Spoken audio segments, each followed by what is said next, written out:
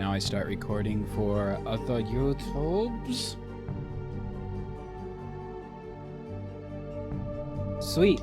You would have no idea. It was this close. I did my streamer due diligence. I tested like days early to make sure that Riven could record on the OBS. And it did. And then, 2 hours before, I'm like, I should double check this. And then I realized the aspect ratio of this thing is unlike, it's supposed to be 4:3. The original game was supposed to be the high resolution of 800 by 600 when it came out. This, however they bundled this for GOG, it is not 4:3. So, instead of screwing around with it all night, I just crammed it into my 16:9 screen here that I use. So there's going to be black bars on the left and right, but you know what? Forget it. It's a casualty of retro game in, oh gosh, 30. When did it come out? 1990. I'm going to look up real quick when this dude came out. Riven release date. It was like 96 or something. Oh, good. Yeah, Riven is a character in League of Legends. That's clearly what I want.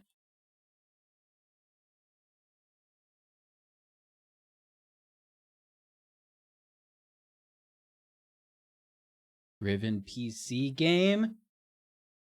Okay.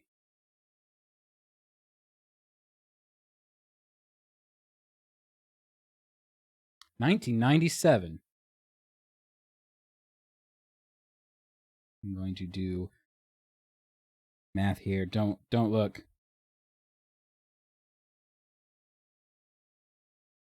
23-year-old game? Man. I'm old. Anyway, enough.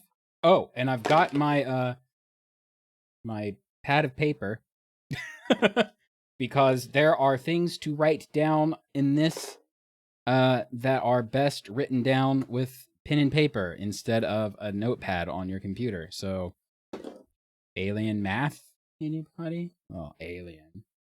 Foreign math. And lots of mapping coordinates at some point. Anyway. There's no sound on the menu, so I can't tell if it's working. So I'm just going to hit start and cross your fingers. Start. Oh, a new game. I was only testing.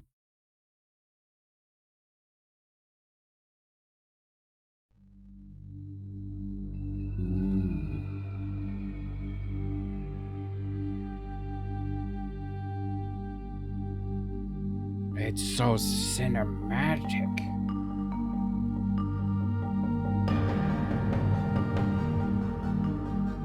Ooh.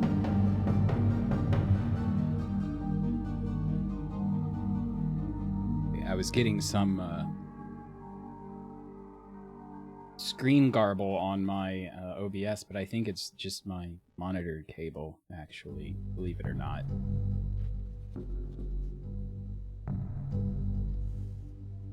Thank God you've returned. I need your help. No captions, so I'm not gonna talk over him. There's a great deal of history that you should know. But I'm afraid that I must continue my writing.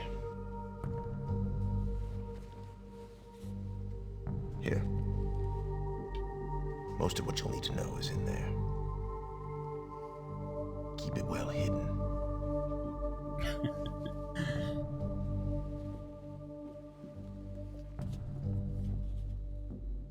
For reasons you'll discover, I can't send you to Riven with a way out.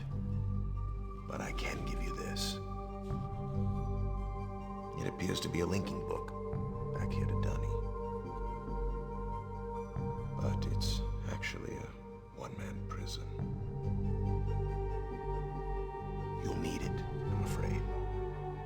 capture again. Dun, dun, dun. Once you've found Catherine, signal me, and I'll come with a linking book to bring us back.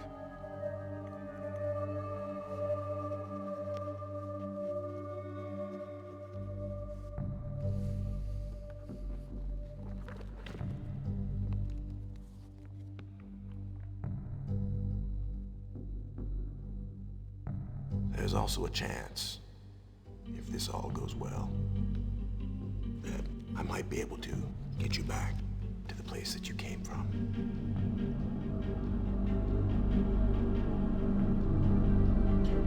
Let's just go into the crazy, messed up book.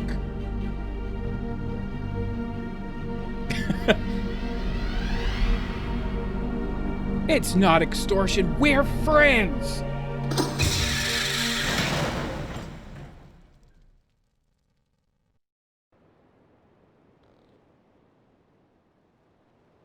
Did I hear a frog?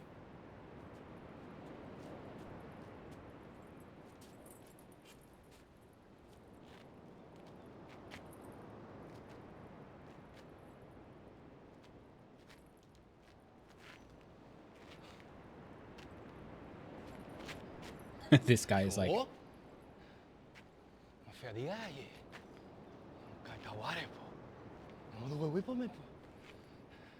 totally not used to people being in the cage.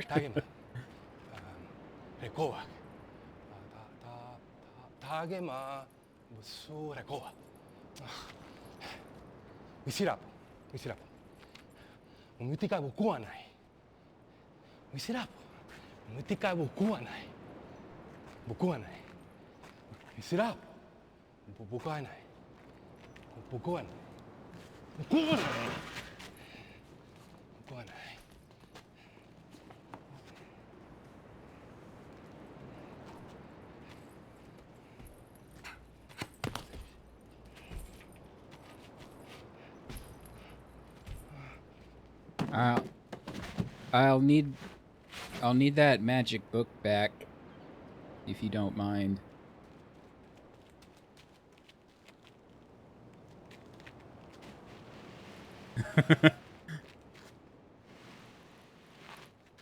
There he goes. He's gone.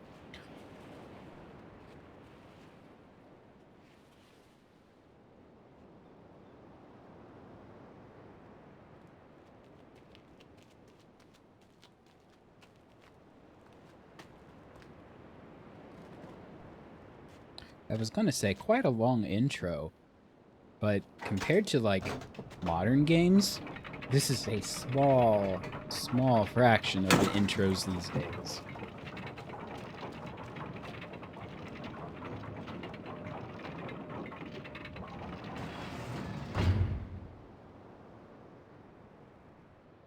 And here we are. Now, one thing I want to do real quick is change transitions to best. What that'll do is do this fade and turn thing, because otherwise I will just instinctively mash this button and like zip around all over the place and no one's going to be able to keep up. So intentionally slowing myself down. Some trivia. That guy, he was you know, not used to anybody being in the cage, and then he was like surprised someone actually ended up in there. But he was speaking his own native language first, and then he switched to Dunny, which is the part that he was stammering around so much with. And if I recall, the only part that I could really pick out was he was talking about Record, which is the book. And I think the translation is, you know, I want the book. Give me the book you've got. And he's dead. Or is he? I was looking up some things, And apparently he's not dead. He's just knocked out, but I don't ever remember reading about that. So we're going to pick up, it's apparently in a journal written somewhere. Oh, speaking of which, we should probably get this out of the way, right?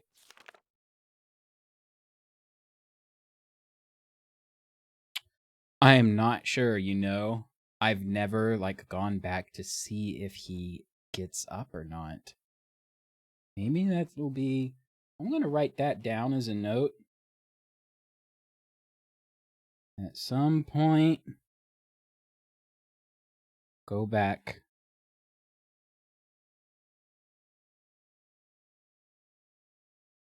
To the guy. The guy's name, his fan name is Cho, because that's like the first word he says to you. He's like, Cho? Like, what?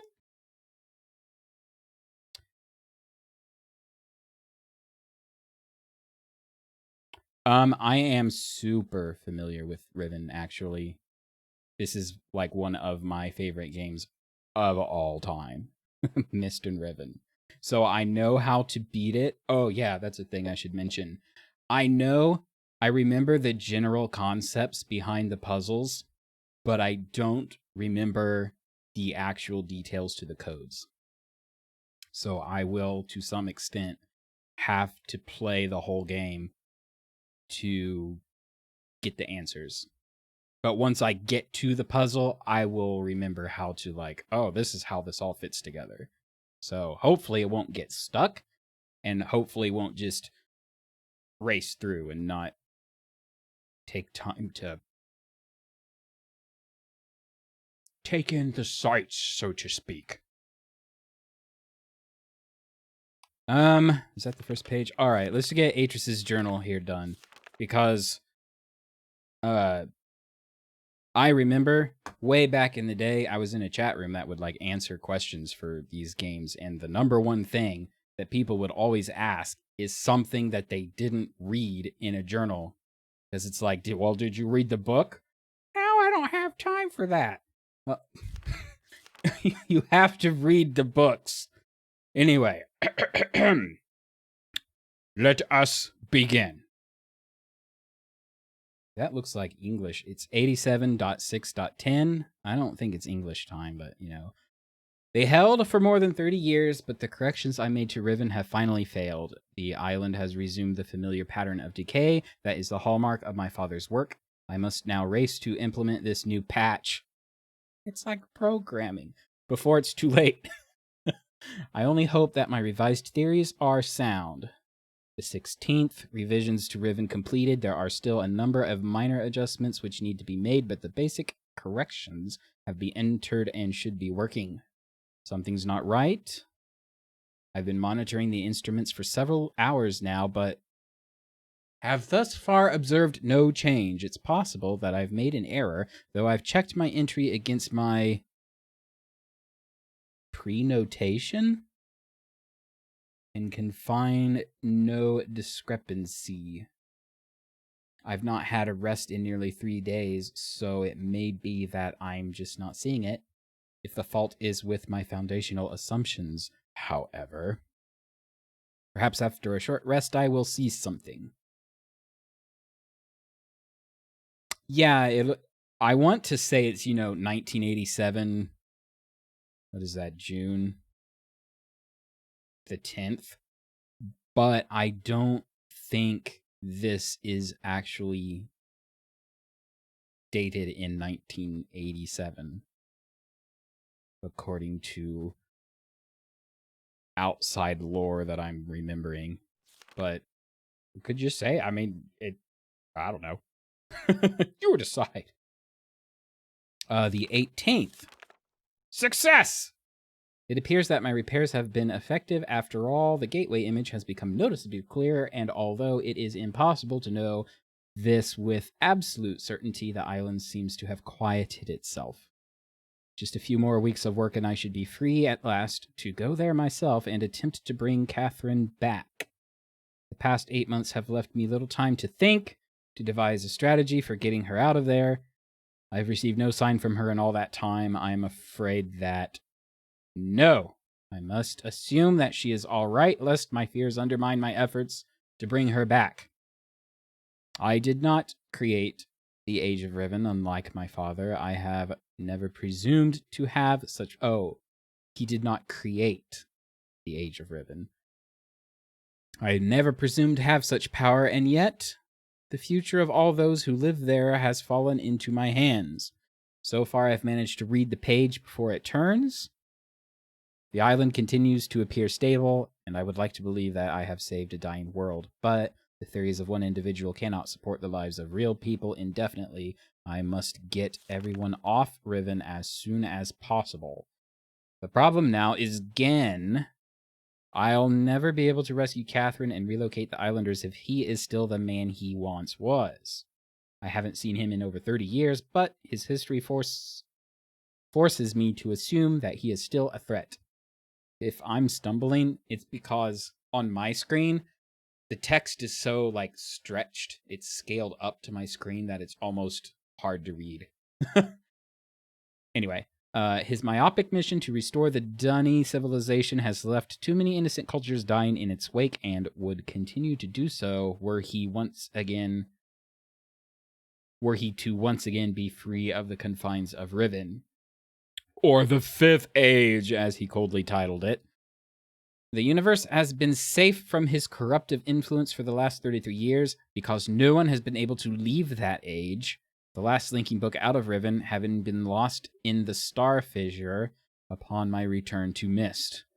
That's a throwback to the Mist intro.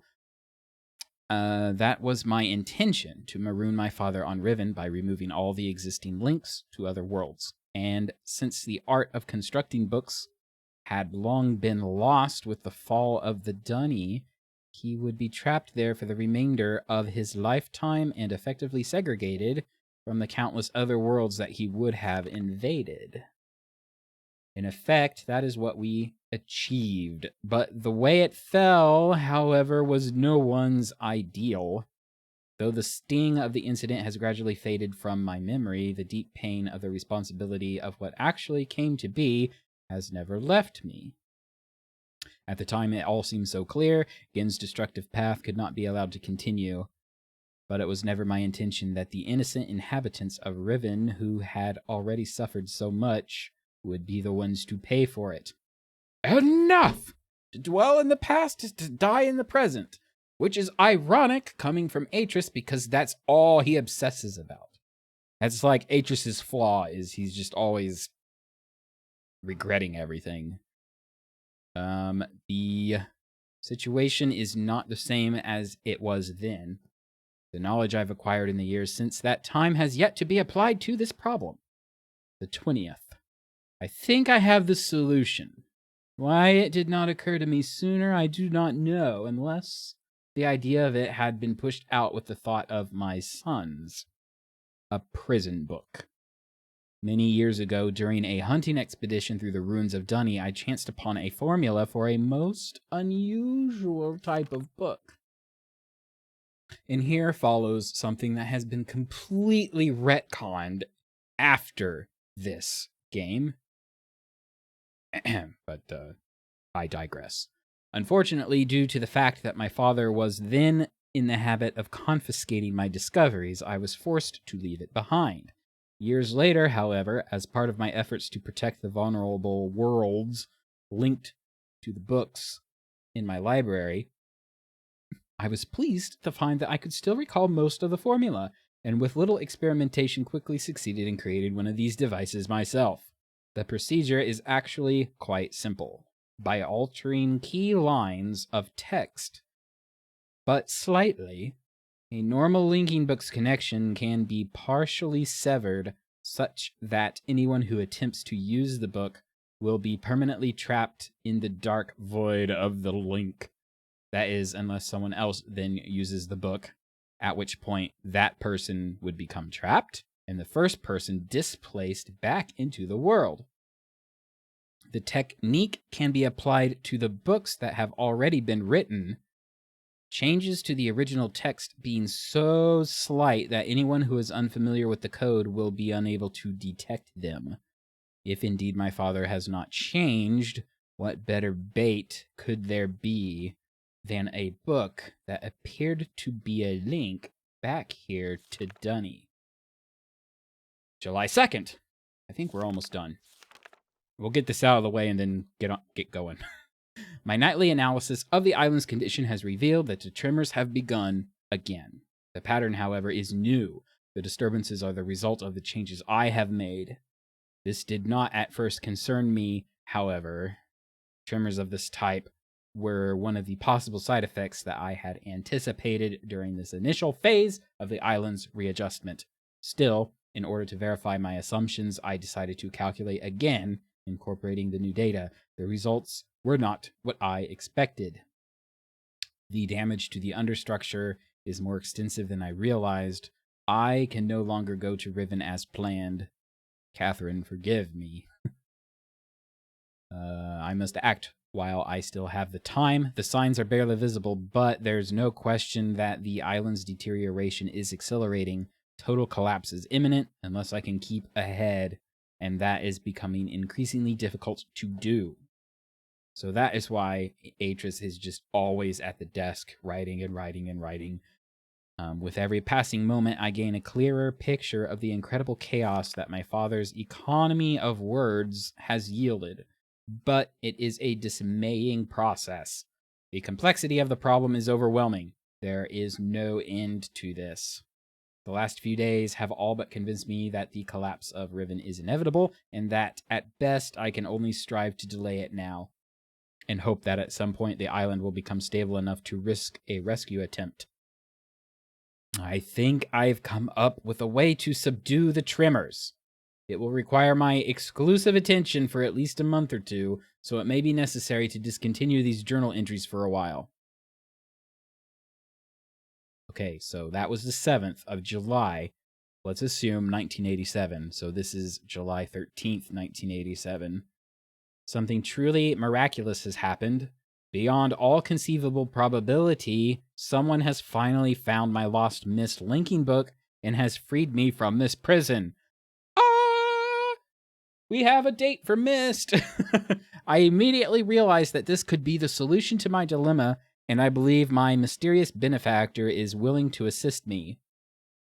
I'm still not sure it can work. The logistics of such a scheme are formidable, but the mere fact that it may now be possible for me to continue. I swear, that looks like contrive on my screen with all the fuzzies. Continue my repairs to Riven and yet proceed with my original intent to find Catherine has given me renewed hope. The last few days have left me little time to work out the remaining problems with sending someone to Riven. It did occur to me, however, that if a way could be found to signal me once Gen had been captured, it would no longer be necessary to take a real linking book to Riven and risk the possibility of inadvertently releasing Gen. The deteriorated state of the gateway image, which, by the way, the gateway image is the square picture on the front of the book, makes the use of a visual signal impossible. But the picture remains a reliable indicator of Riven's condition nonetheless. By measuring and interpreting variations in the noise patterns, I am able to observe basic changes that occur in the age, even though I cannot see them. The problem is that my instruments can only detect changes that occur on a fundamental level, and it seems unlikely that an individual could affect such an elementary change from within an age. The idea may be foolish. Still, there is a known weakness that may be worth investigating, an anomaly that appears as a rift between two separate systems, the star fissure. But how, or even if, this fact could be exploited, I cannot say. Sending someone to Riven also means that once I received the signal that they were ready to return, I would have to leave my writing in order to take a real linking book there myself. However, provided my father was safely out of the way, this should take very little time. After that, assuming the island does not incur much damage in my absence, it should then be a relatively simple matter to hold it together long enough for Catherine to return to Riven and evacuate the remaining islanders. Predetermining a signal without knowing the topography of the island may prove to be impossible. Wow, words. But I'm afraid there can only be one answer to the question of whether or not I should send my friend to Riven with a way out. The potential for failure will be greatly diminished if the prison book is all that is taken there. I'm sure my father is expecting me to bring a linking book to Riven. May he not be disappointed. Okay, I feel like I need to, save the game or do something after reading all that. With the infusion of caffeine, let us journey forth. So, according to the journal, and it is true, we were sent here to Riven with a prison book that has been stolen, and now we have to do something.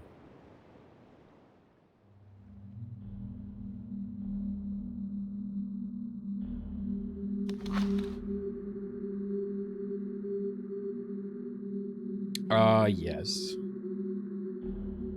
I'm not sure which image is, image 1.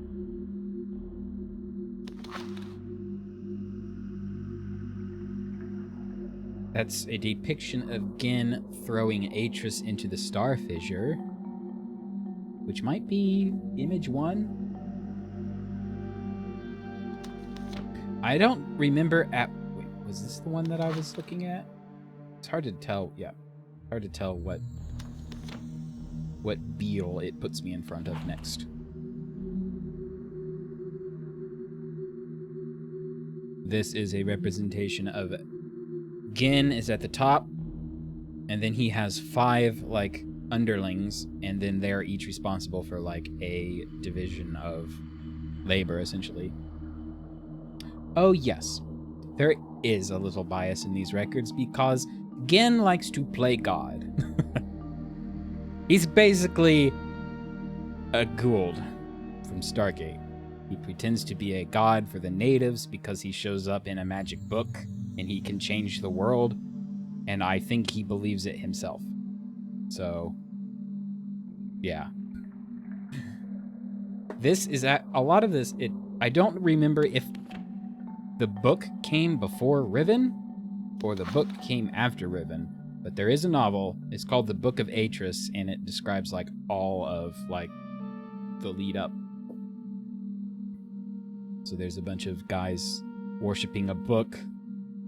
There's the infamous boiler, something eating logs and spitting out pulp, and the book is made, and the magic book. Oh.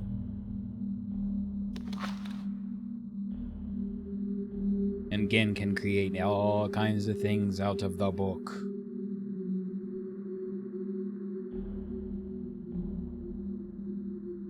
Some other trivia.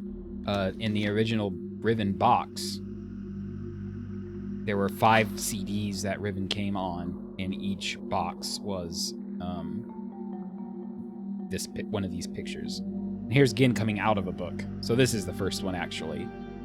The god Gin came forth from the book and created the sun and the moon and everything that exists.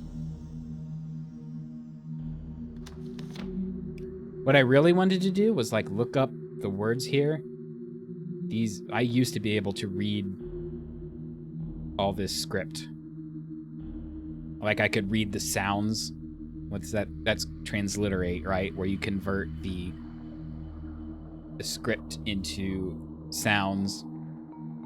So I can read the words, and I know what... Well, used to.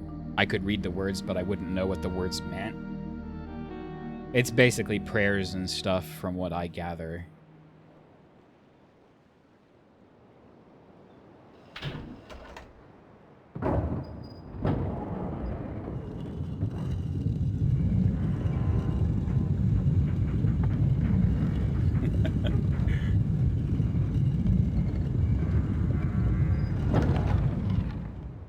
All I remember is to rotate this multiple ways. Okay.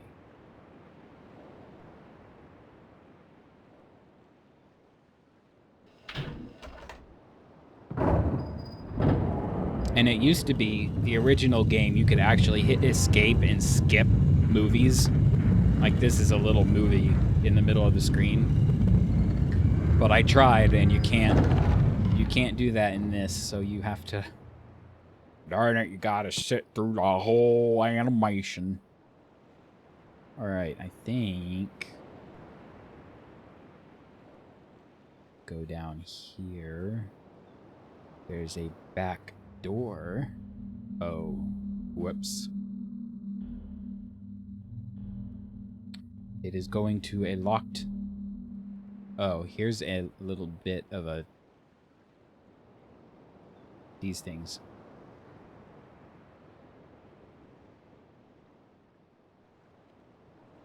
These little dagger things are important.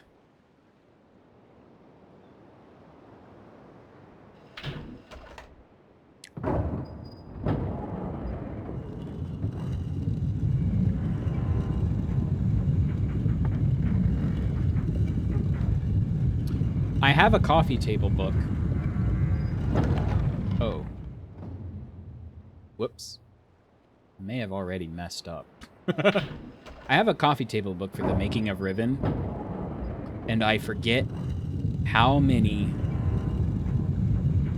Because it's a slideshow game, right? So they had to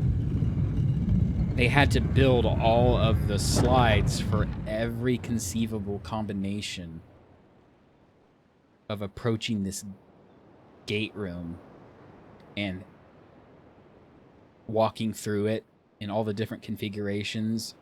I believe they said that this was like the most complicated part of Riven, this stupid little gate room that you barely bother with.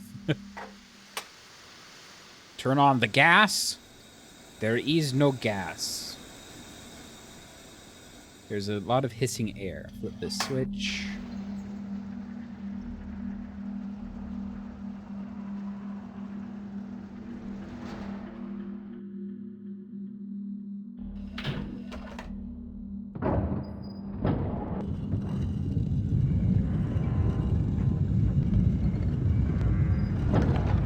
It's just really...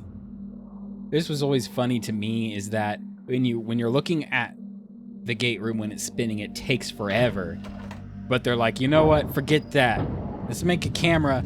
Let's just look at the button, and then you push it, and it only takes 2 seconds. It's like, forget that. Okay, that door is also closed, but there is a switch over here. Boop.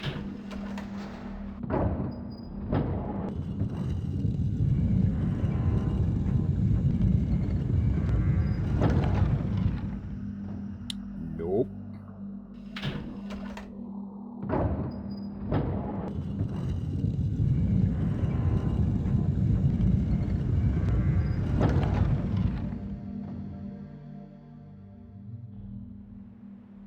All right.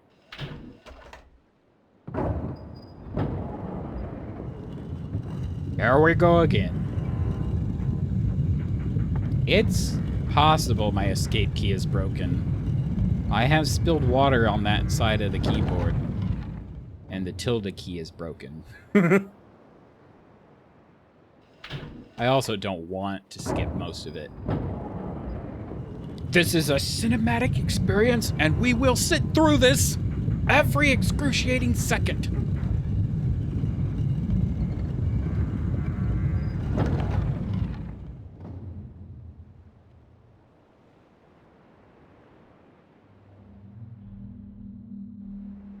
I think we're early to this little spot. Okay. I believe I need to doodle this. I don't think this plaque has anything in particular.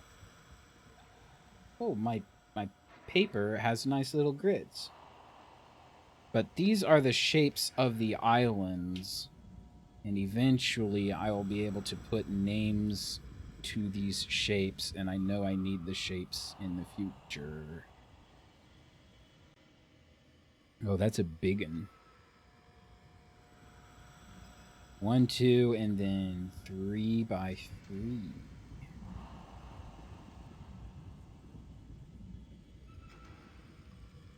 Oops, I did it wrong. I may have a pencil, but I don't have an eraser. I know this one. The little tiny one is a prison island. I think the 2 by 2 is Crater Island?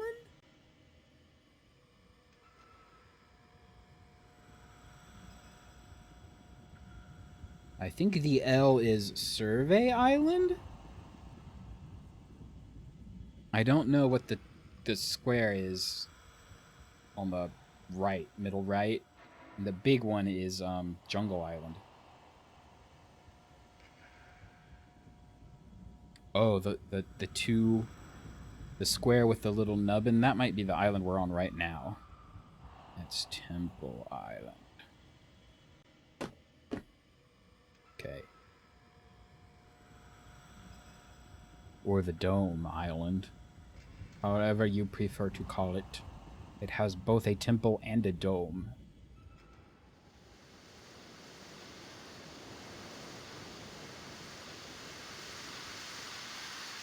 The bridge. Ye bridge.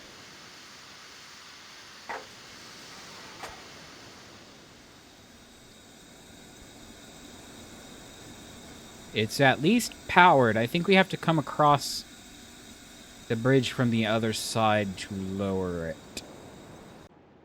And I recall it being a bit of a sneaky. Oh. Here is also a bridge.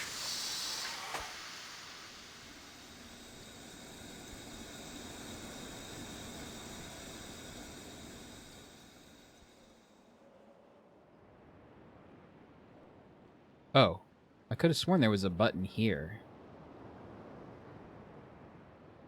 I don't remember. Whoops.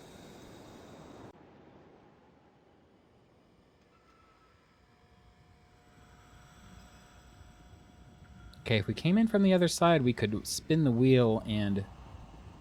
Oh.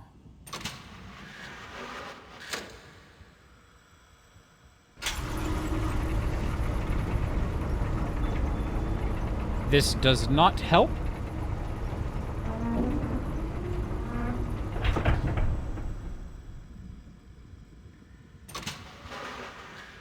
Come back. Come back to us. So here's something I've always wondered.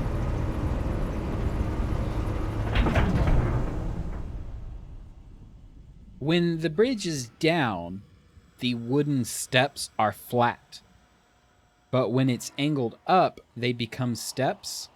And I don't see how that could be.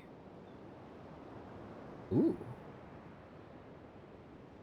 Oh, we didn't look at the telescope. The telescope isn't powered at the moment, so it doesn't matter.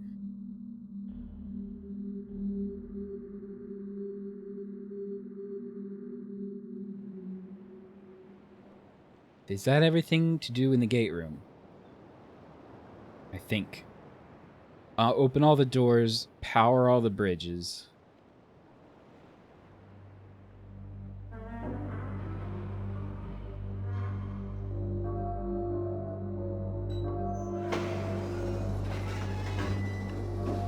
Spooky spider chair.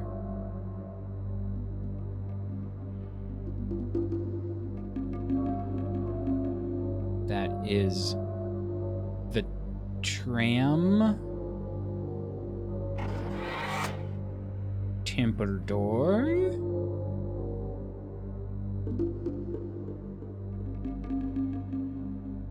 Are there any secrets in the chair? Oop. Beep boop. Whoops. One of these does a thing.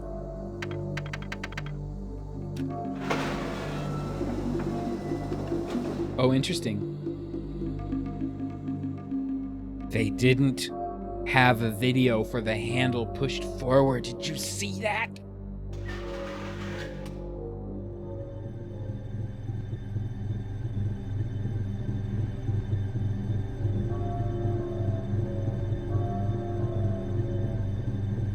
There is an ominous brrr.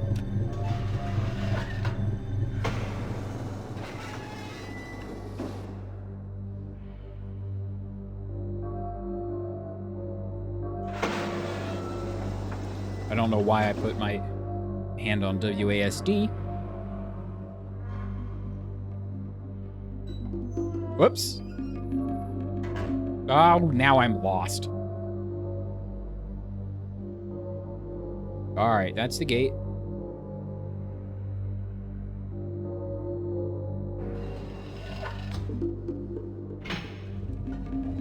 Behold, the temple to the great and powerful Gan.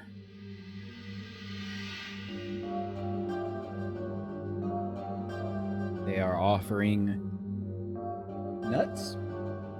They are offering food to the tusked fish, which are lovingly called a wark, I believe. I don't know if that's the official name or the fan name, but it's whale shark, a wark. It's a cross between a whale and a shark with teeth.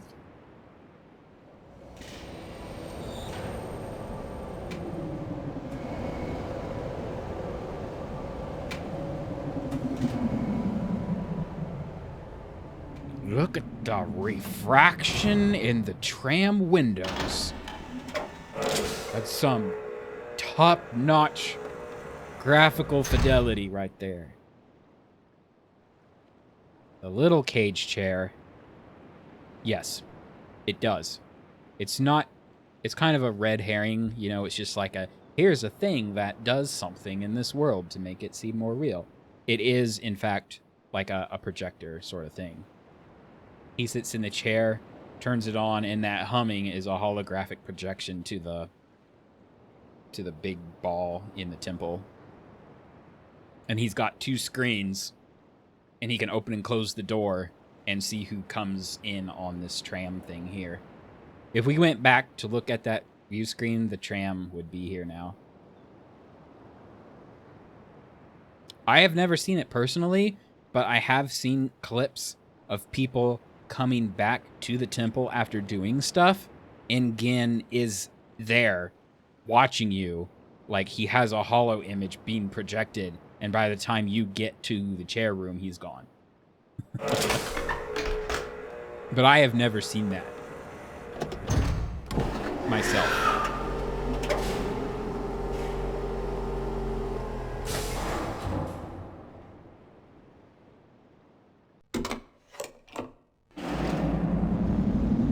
This was the coolest thing a game could do at the time.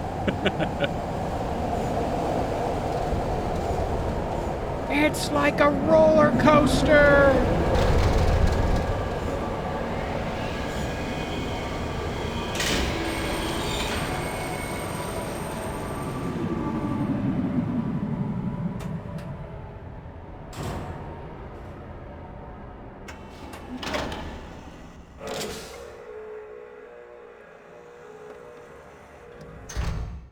This was back before hard drives were physically large enough for CD drives. Riven came on 5 CDs in 1990, what was it, 6 or 7? 7. October 3rd, Halloween, 1997. Cool, it's almost its birthday. The thing came on 5 CDs, 1 CD per island, and every time you got into a tram to or a maglev rather. It's called a maglev. Every time you got to your destination, it would be like, bloop, insert CD number whatever for the island that you're on. It was annoying as crap.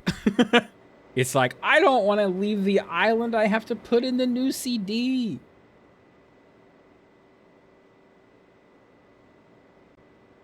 There is a something here. Something in the dark recesses of my memory. It is this. I need to write this. I missed the symbol that popped up. This is a dunny number, and I don't remember which one it is. The arrow points this way, and that is a frog noise. I think this is the numeral for 3.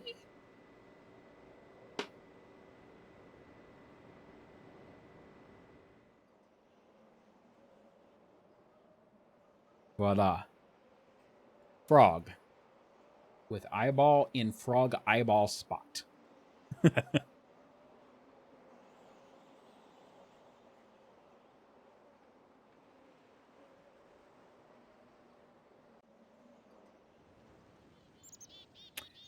Do I want to go up or down?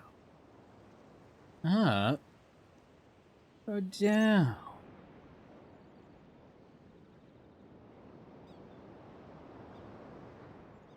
Aw.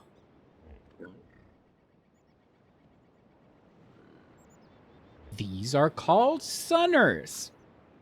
I bet you're wondering why they're called sunners.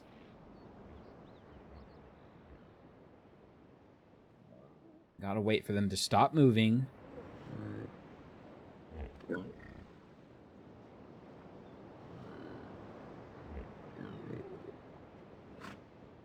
They're like plesiosaurs with whale teeth. Snort.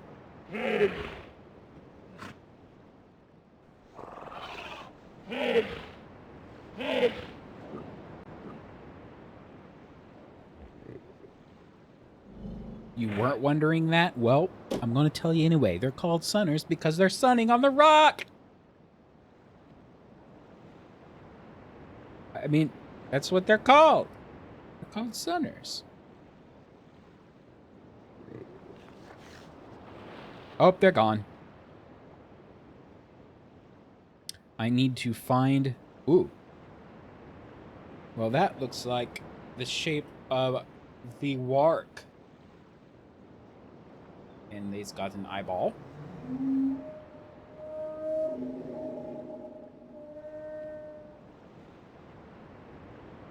W-A-H-R-K. Wark. 5. I know that symbol is a 5 because you could almost deduce that because in the journal, Gin calls Riven the 5th age, and on the start of the game is the seal with the square with the line through it. Number 5. Wark, wark. Yeah. W-H-R-K.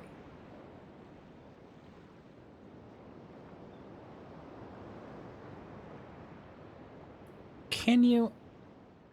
I know why they don't. No. W-A-H-R-K. Here, I'll type it for you. Because, actually, it is... There are dunny numerals... Not numerals. Dunny letters for each one of these sounds. W-A-H-R-N-K.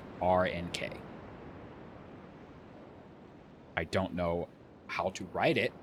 Different forms of squiggly.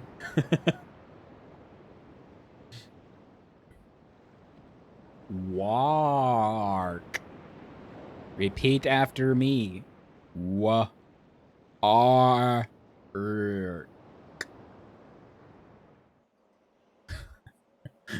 don't know what I'm doing. I just had like a bunch of caffeine before I started. Oh!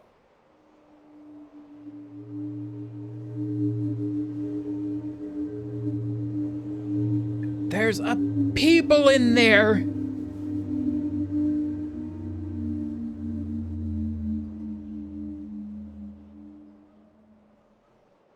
They really tried to make this game feel alive.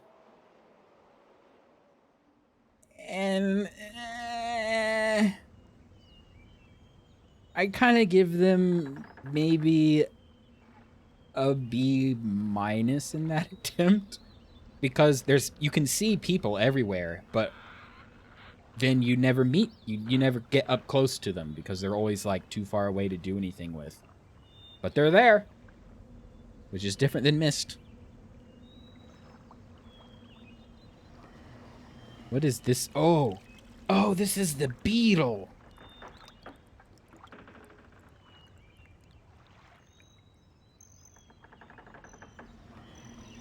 Beetle?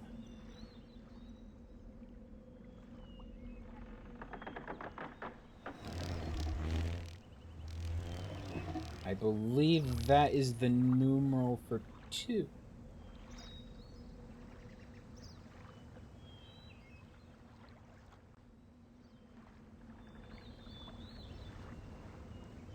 The honky horn? I don't remember. If it was in Myst, I don't remember. Oh, from the Rocket Age, however you pronounce it. I've heard people call it Selenetic Age. I personally always called it Selenitic if I had to, but it's like, that's one of those words that I've only ever seen written and I've never heard it said. So I'm like, yeah, that word, that age, the Rocket Age.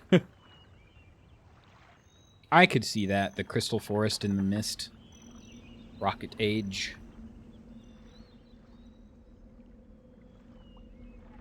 Ooh, don't know what that was. Don't know if you saw that, but the slide glitched.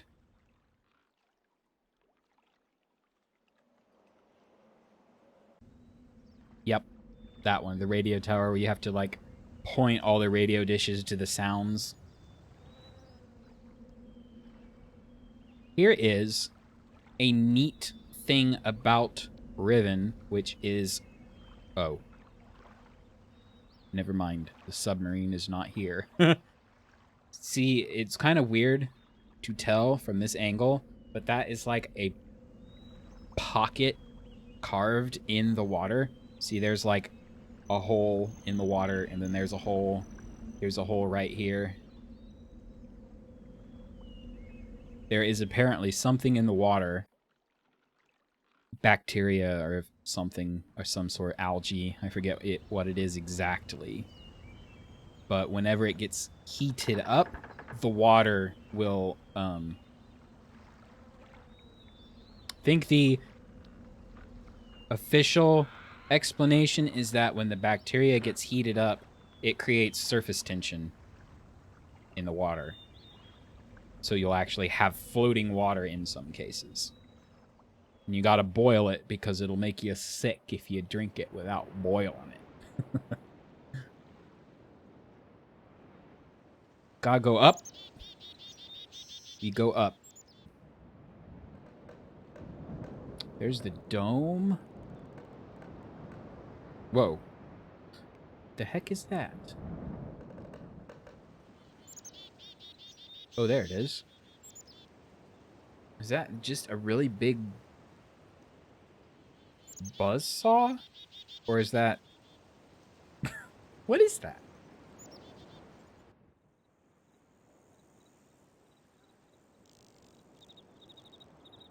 It's not letting me look. I don't recall ever paying attention to that before. Oh. It's a thing. Whoops. I'm gonna get lost if I'm not careful.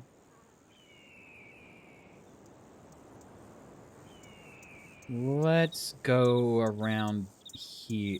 Okay. No, I don't want to go here quite yet.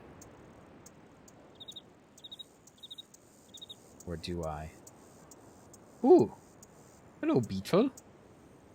Oh.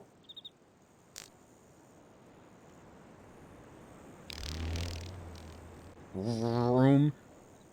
Hold on. I've got the thing.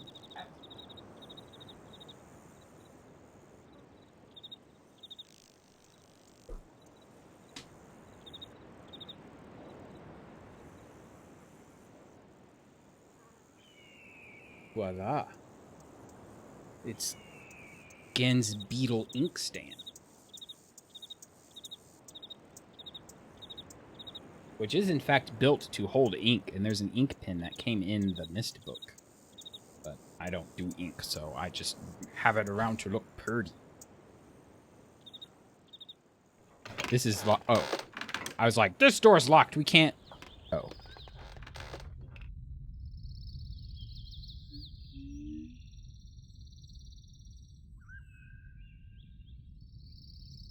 One thing I really appreciate is that it's very atmospheric. I'm hearing a roar.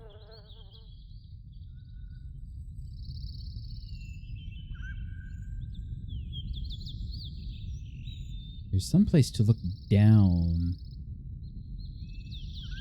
Oh, there's a knife. Oh. Well, that's a sunner noise.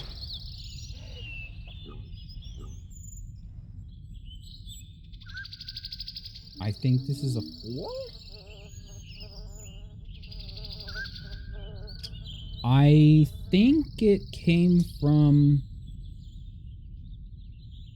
They did a big old Kickstarter a while back for the 35th anniversary of Myst.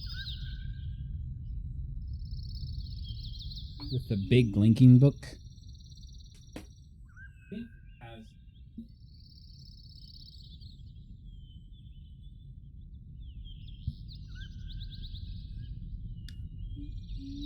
Look at this chunky thing. This is how big a, not a linking book, but a descriptive book is. I think one of these has the pen in it. Whoops.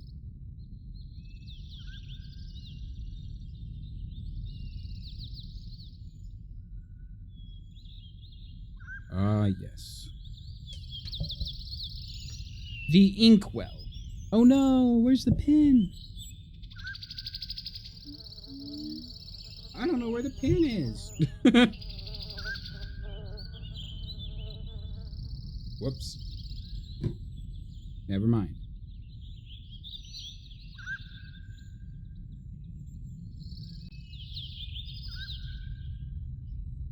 Come on, you can do it. Go back in.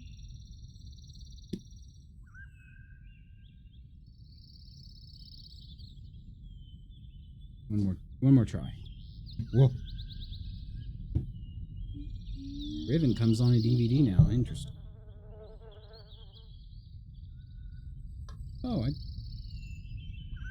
forgot I had all these.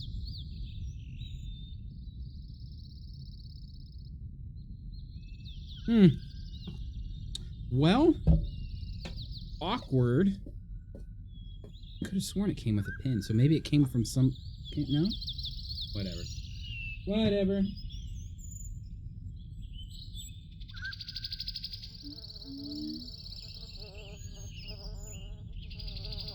Oh. Here it is. It's coming out of this side of the book. Pen. Again with the beetle.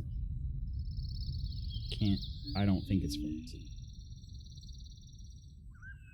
So it's supposed to work, but I don't use ink, so. Anyway, that was a distraction. I think it's charged up.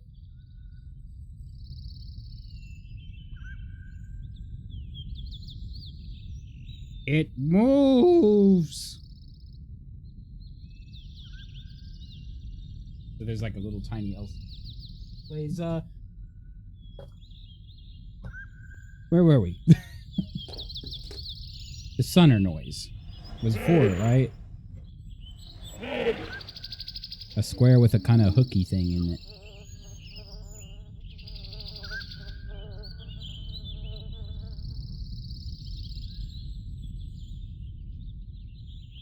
Oh, here is the ominous roaring.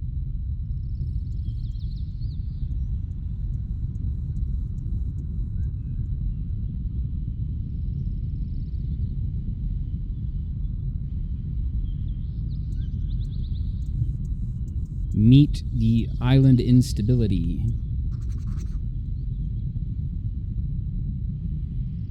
Oh, there's rails up there.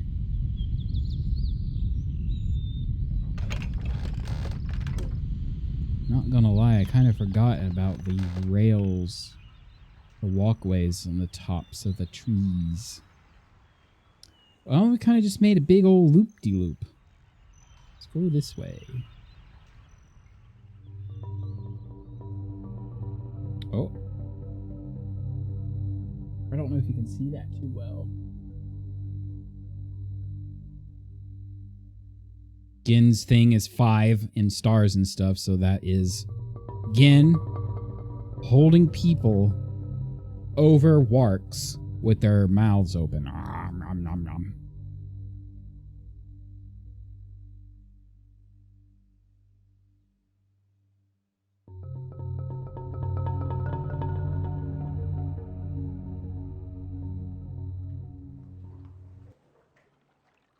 Oh. There is another instance of people.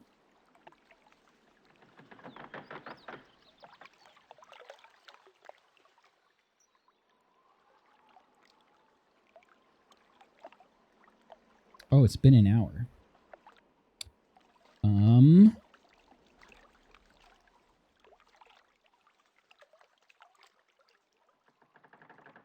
I know there should be a stretchy break every hour or so. Is the submarine here? No. Where is submarine?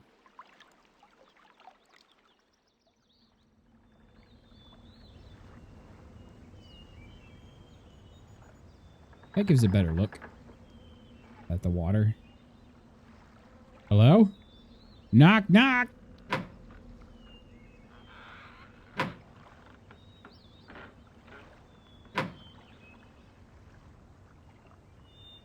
Someone looks eventually, right?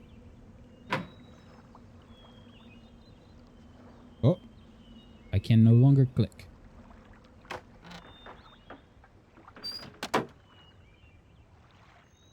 Hi, I'm a friend! Did someone say something? I don't remember that ever happening. I'm gonna mark as that as a stream marker and then come back to listen to that. Oh! Here is the sub. And what I imagine is a Gin throne.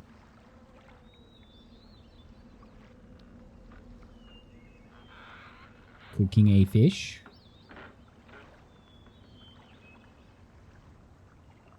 Down.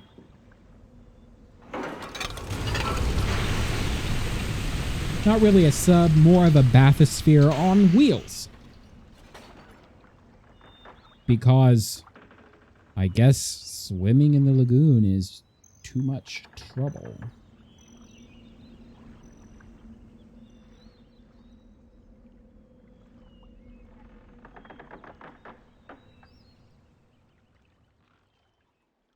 All right, so I think, whoops, can't see it from here.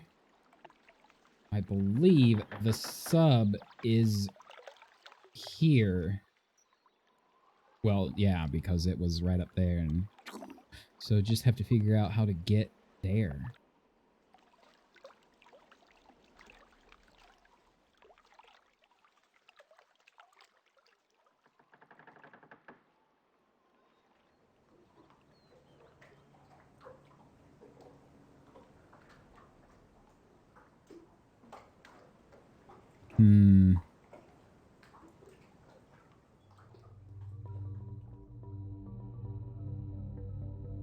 Oh, this is the blue.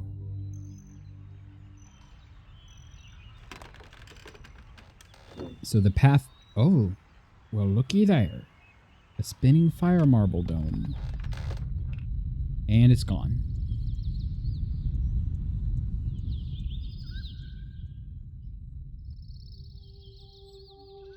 Raw. So I don't know how you would figure this out. One of these. There you go. I have to imagine it's in a book somewhere.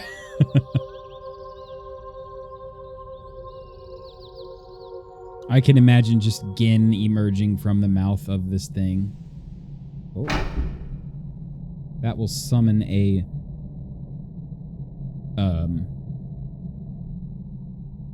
maglev somewhere. Up or down? Up.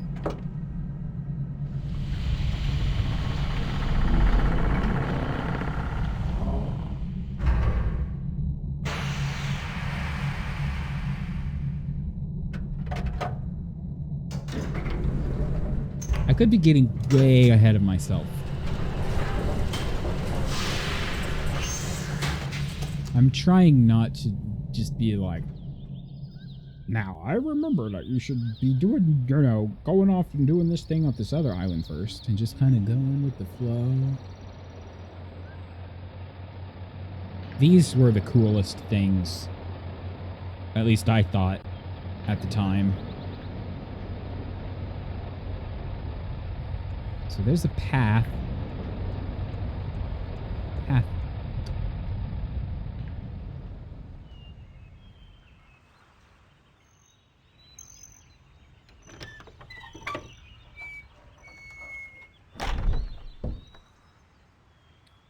Well, this is a Warcavator.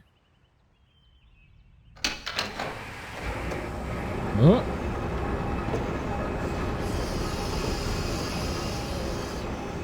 It was a 50-50 shot, which lever to pull.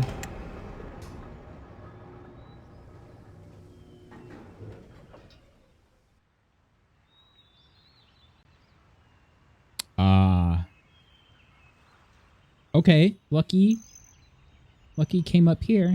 Behold the Wark Gallows. Let's just close that.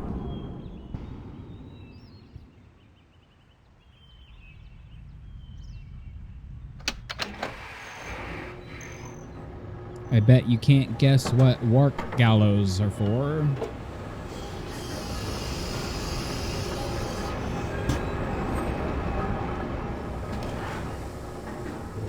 Yes, let's just say he wasn't playing a benevolent god either.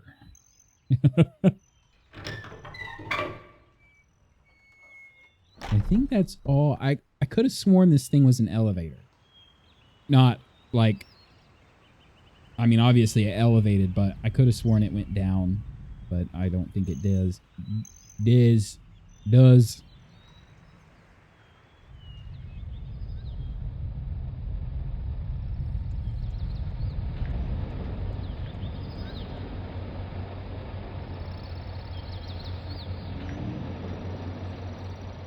Just quietly spinning away.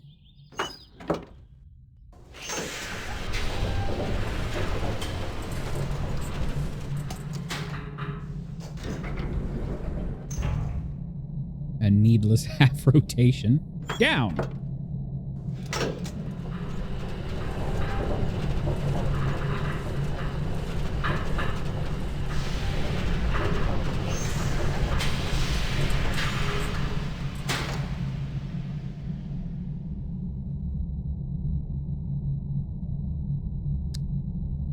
Wall. Oh. Wall? Maglev. Where does this go? I don't know. Do I want to get too far away? Because I know we need to go to the crater island with the boiler on it. which is where that minecart goes.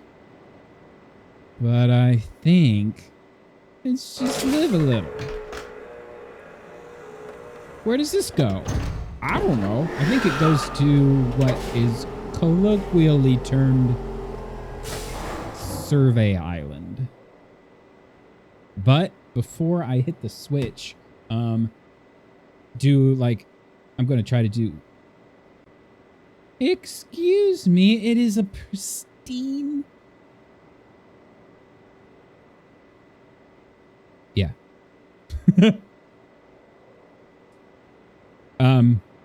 Okay, so it's been an hour. I need to run to the, do the thing that you do after you drink a lot of caffeine.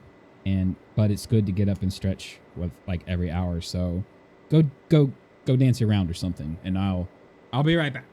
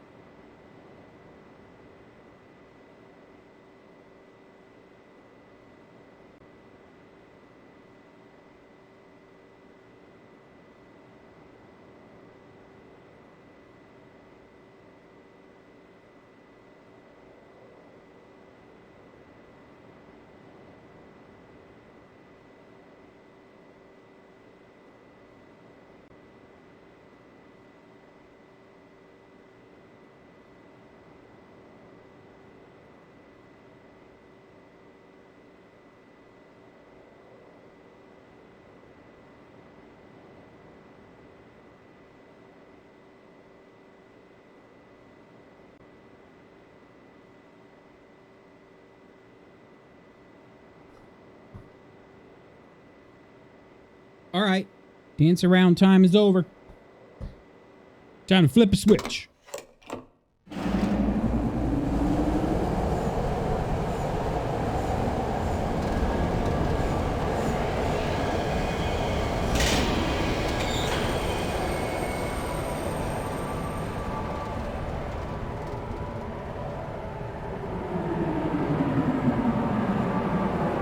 Now that you mention it, the window is kind of dirty. Hard to tell if it's like late 90s compression or actual dirtiness.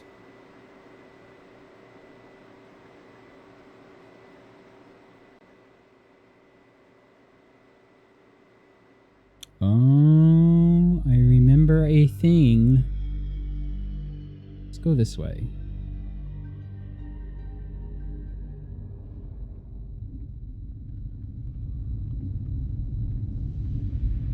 Okay. Ooh. I hear a roar.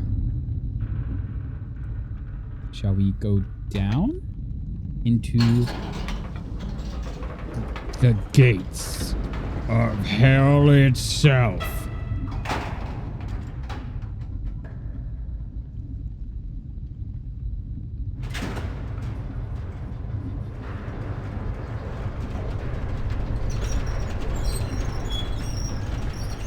Oh, we're going up.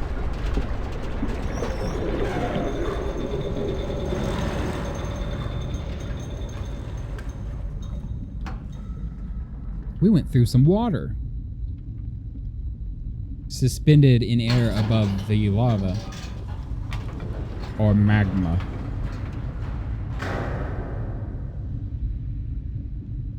When is it lava and when is it magma? I don't know. I don't remember stuff like that.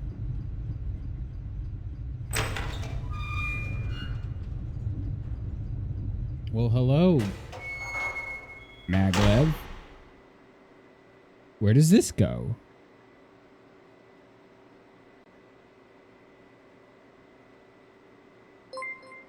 Lava is magma that got out. Oh, interesting. I've never had a host before. Thanks for that. Dark shocks. Hello, hello.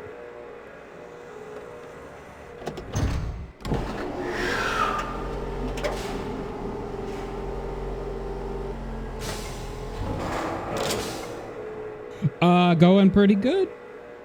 Getting lost in Riven. The last time I played this, I don't remember. But,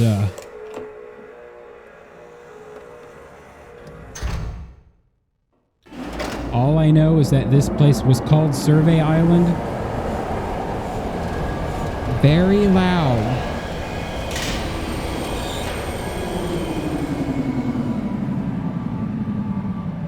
Oh! This is the Book Island. / Crater Island. / Boiler Island. / Lab Island.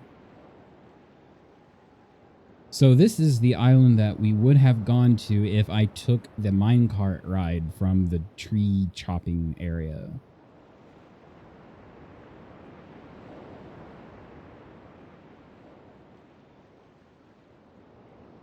Is this door locked?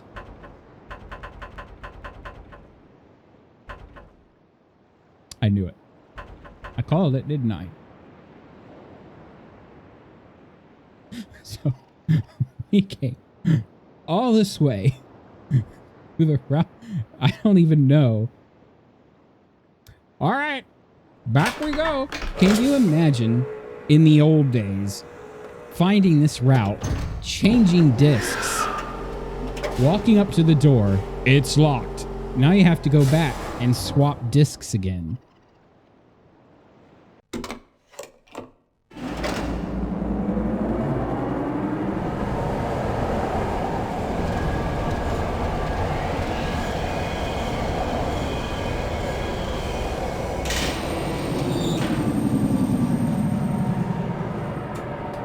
I kind of left the sound turned up because it's an atmospheric game and I like the loud, but that's kind of loud.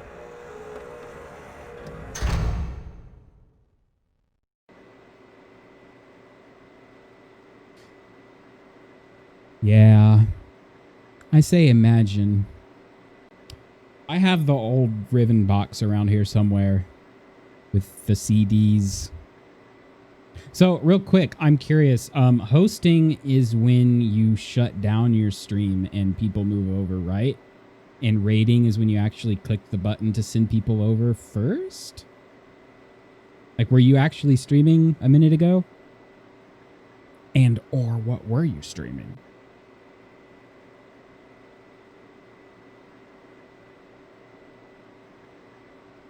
Oh, I came in from the other side, didn't I? Interesting.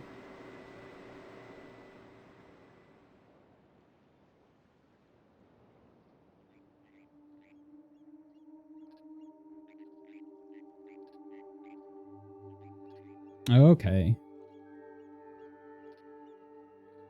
I've never had enough viewers to need to worry about that. Ooh. Okay, so the elevator is directly under this spot.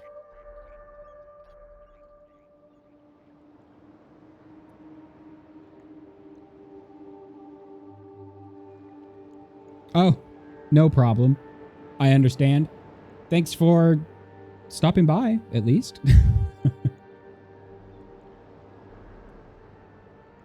I think I'm way too ahead of myself here going up this elevator.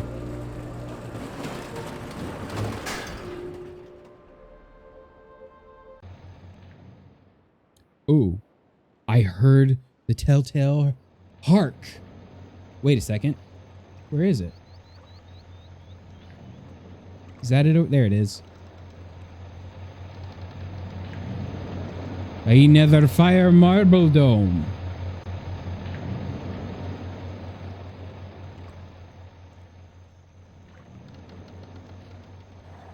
Oh, it's broken. So normally, you're supposed to find one of these shutter wheels, and it's flashing at the spinning dome, and you hit it on the golden symbol. But I don't. You just have to brute force this one.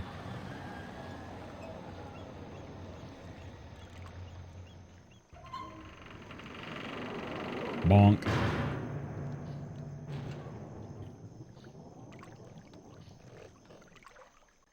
So survey islands. Survey says unknown dome symbol.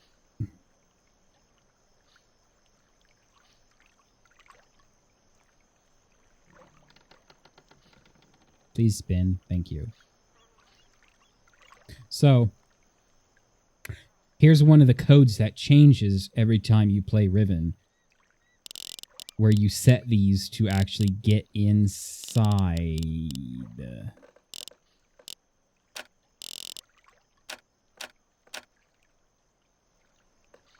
So you can't just be like, make a beeline for the nearest fire marble dome.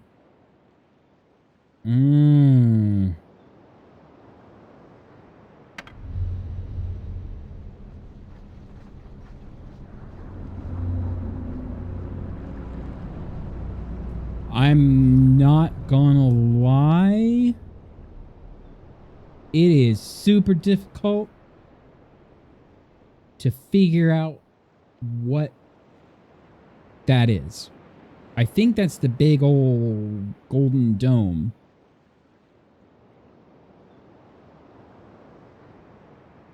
Is it though?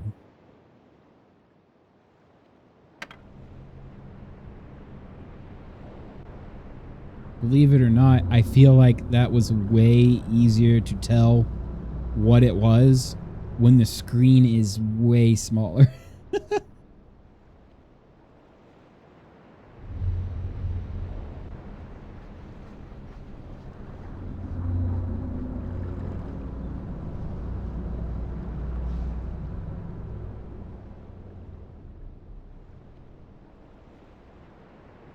Oh. Oh.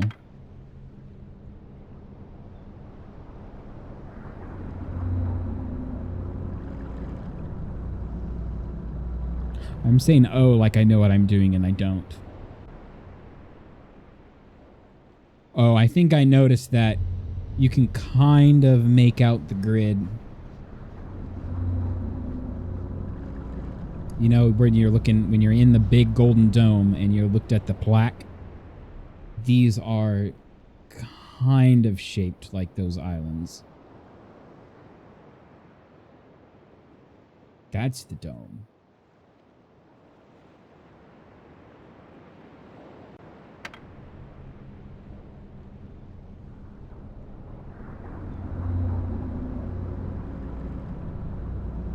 And I'm getting a memory.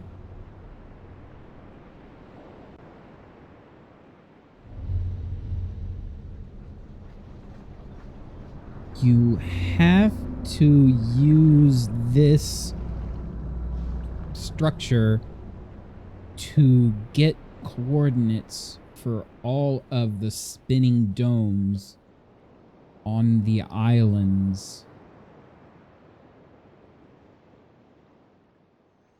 Is that in here? Yes. Okay.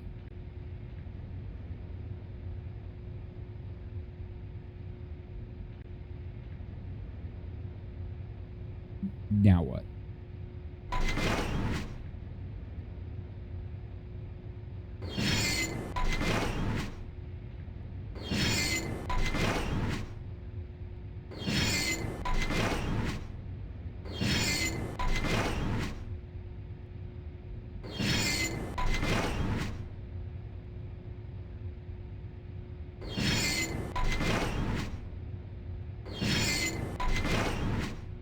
That's a unsettling noise.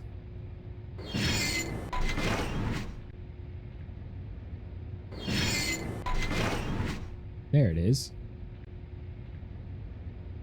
All right. It's kind of hard to see. Up here is a suspiciously dome-shaped object. The dome is on that tile of this island.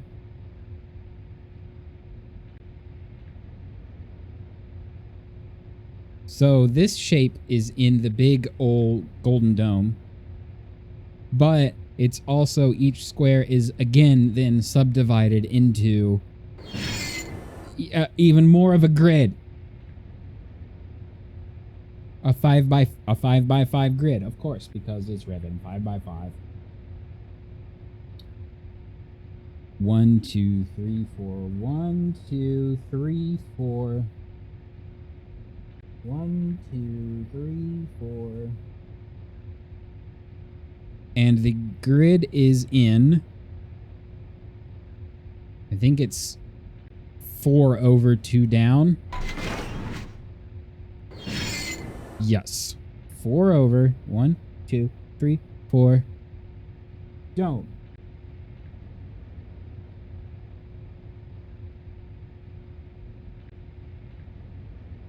I cannot tell if this is the most interesting thing ever or the most boring thing ever for a Twitch stream.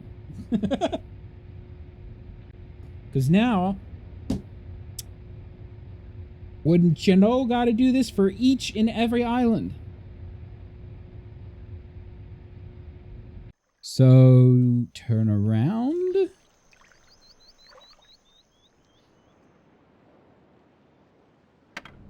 Pop this up.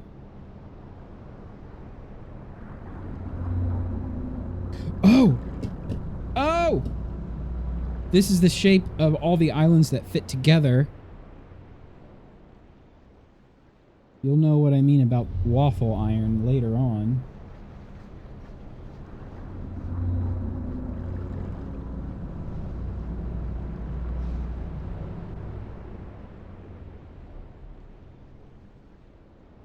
I wish I had an eraser, you know. I don't have an eraser. Make do.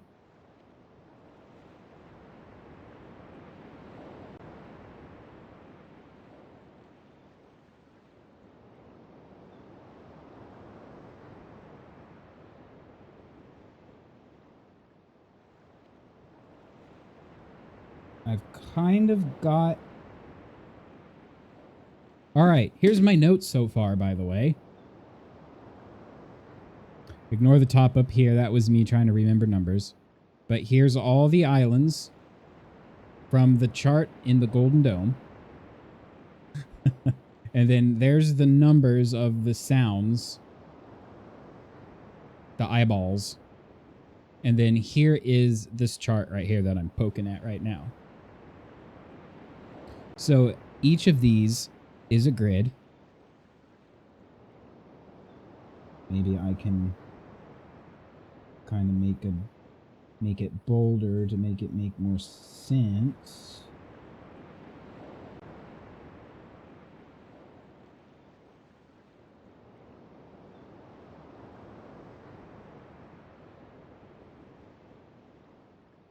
One moment.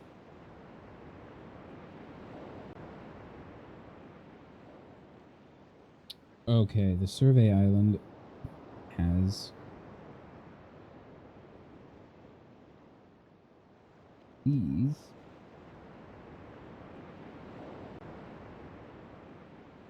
Okay, so look at this.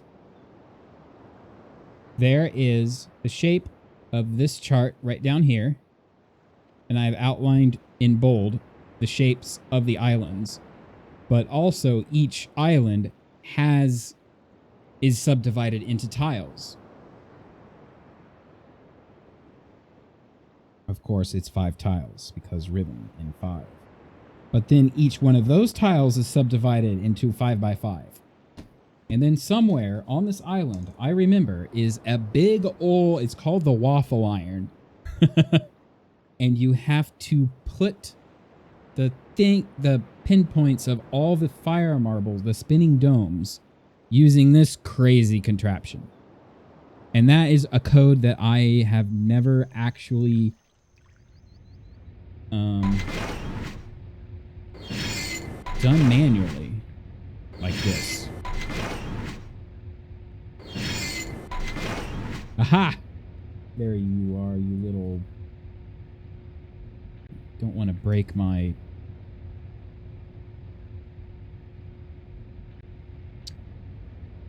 Oh boy. Alright, so...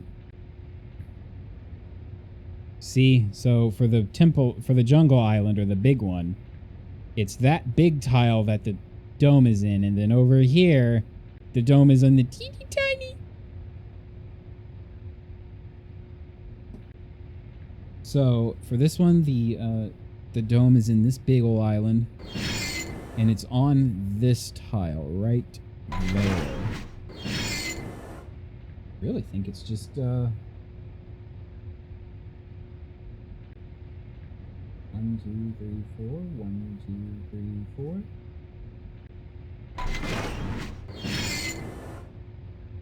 Is it this one? I think we can spin this. Spin? No?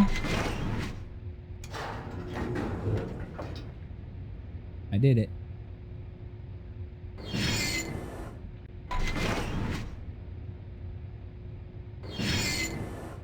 All right. That is 2 islands down.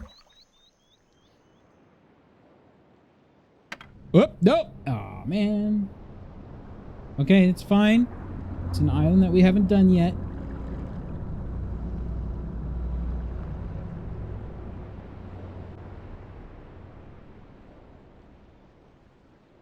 Whenever I lean over, I'm like touching up my notes here.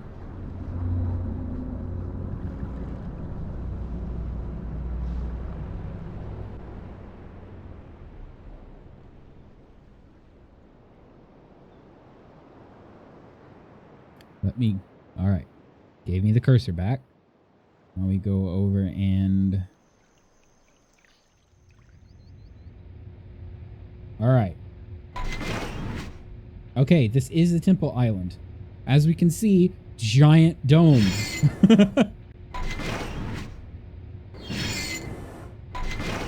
Ah, there you are. Little tiny dome. So it's on this one. And break out the grid a little more. I think it's in this top corner. Yes. Dome.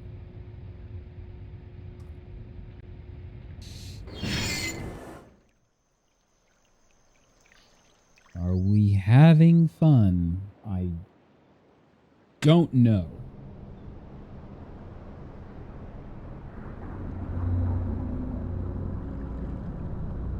See, here's the thing. I remember the basics. I remember enough to know, okay, this is Survey Island. We use this. I keep smacking the microphone. We use this to figure out the positions of all the little domes. How? I don't remember how you would come to realize that in the natural flow of the game.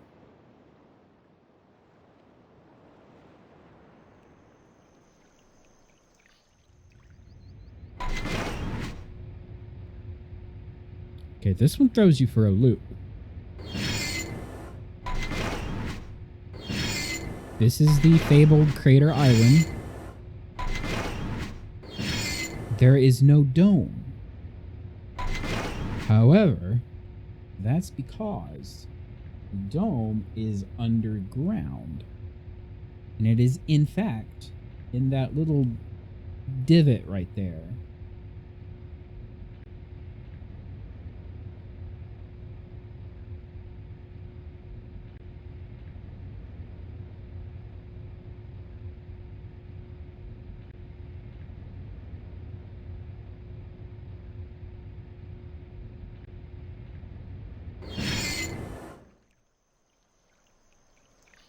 put this in the right spot, right? No, I'm going to be second guessing myself. It would be the absolute worst thing in the world for me to like document all of this wrong and then only know it later.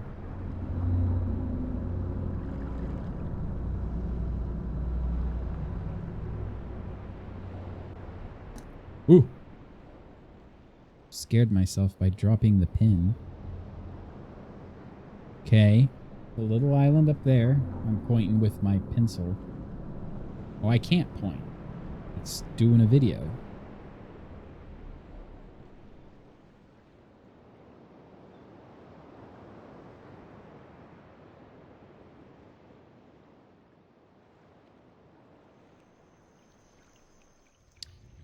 Well, this is easy. Oh, gee, I wonder which square that the dome is on.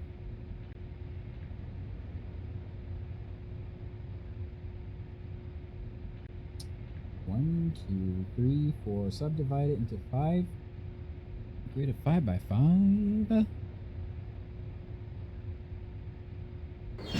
going to say it's 2 over. I'm going to say it's this before I start spinning it. Yes. I have now documented all 5 domes.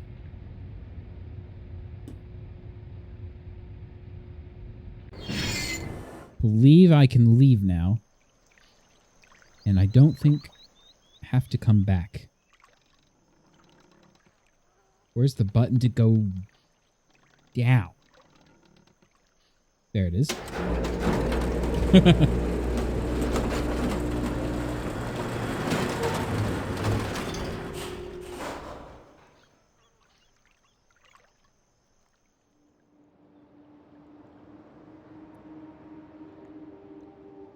I'll try to keep an eye out.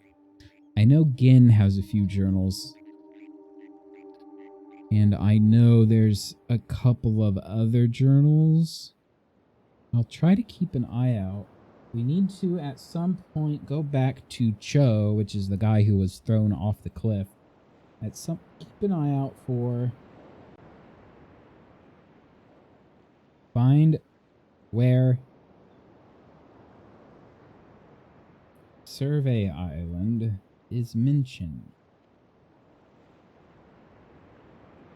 So in Atris's journal, he mentions that we need to do something to the star fissure to signal him to come back, that it's safe to come back.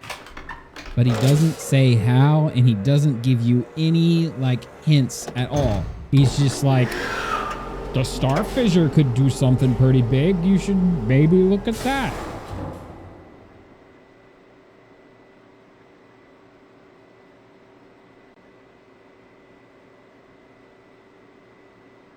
But as far as I remember, there's no, like, clear-cut steps for you need to do this to the star fissure.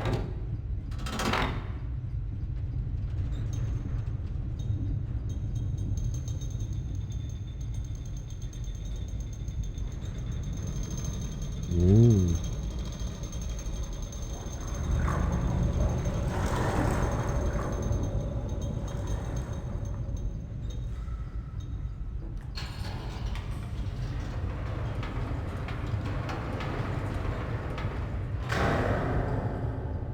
Bong.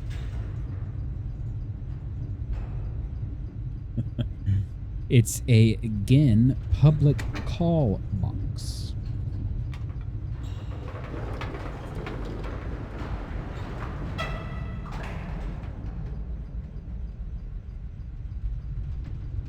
We go down? Okay, we go down.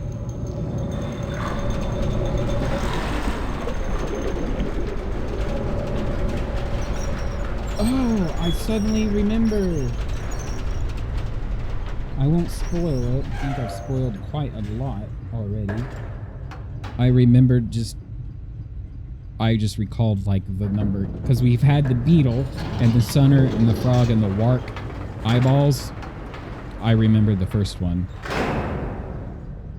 in the dumbest way. I made fun of like the order at some point, and I recalled my little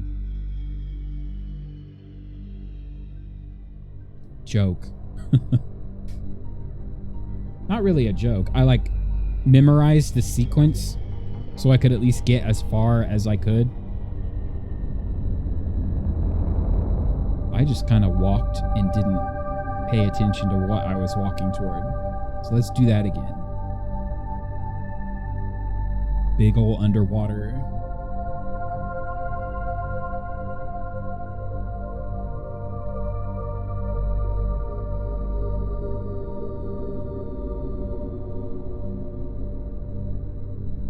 I'm clicking. Boop. The button has pushed.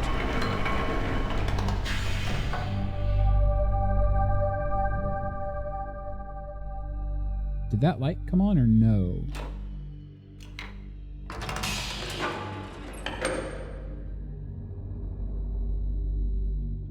Hello? Oh.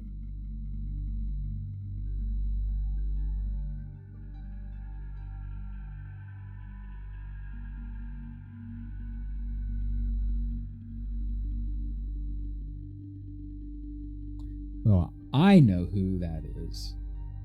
Any guesses? Can I spin one of these spins?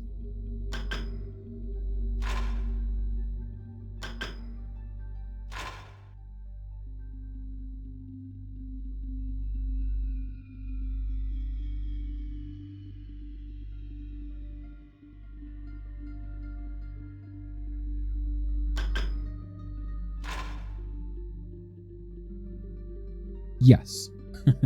You're right. Suddenly I found the spinning thing.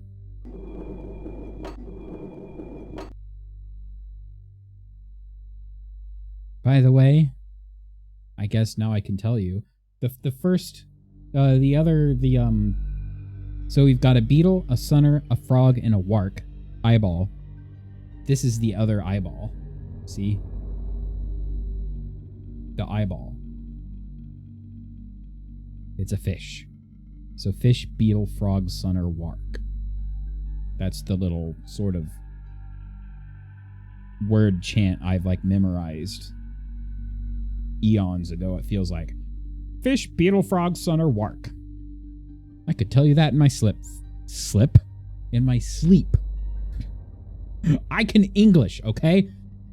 Fish, beetle, frog, sunner, wark. Actually, we can go back. This is the lagoon with like the wark gallow. I didn't point it out when I lowered the submarine. I'm not clicking that.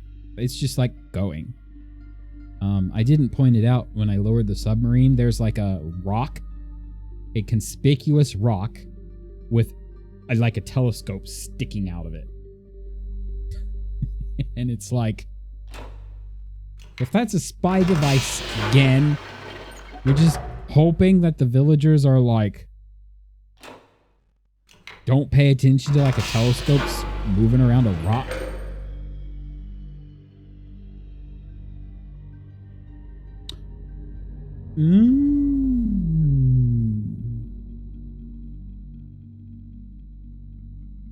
I don't remember what this wheel does,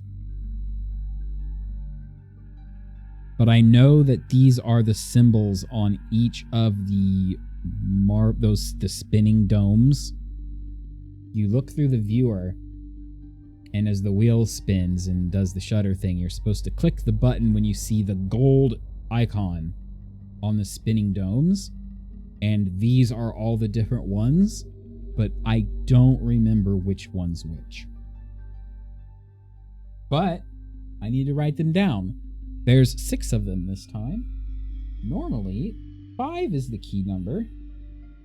1, 2, 3, 4, 5, 6. So we've got like a cat eye with a dot in the middle.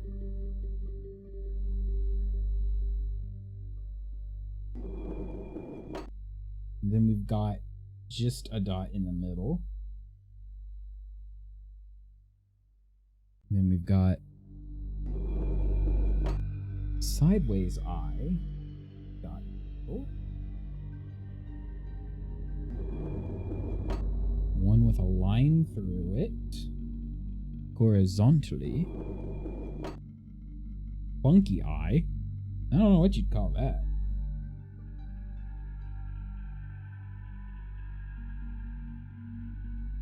And vertical.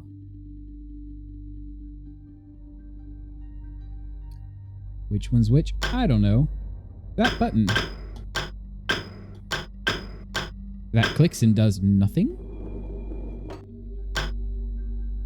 Blue. Oh. Oh no. I am really glad that I came here. There are colors associated with each of these.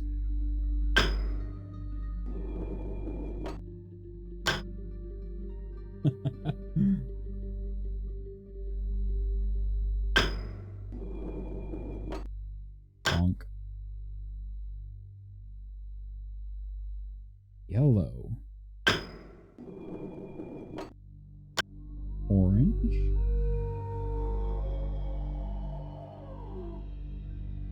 You know what? I have flux running and it is changing the colors. I hope the color temperature didn't throw it off. No! Stop!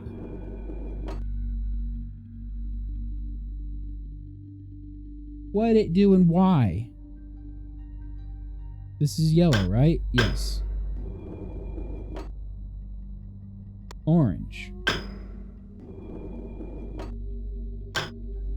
Red.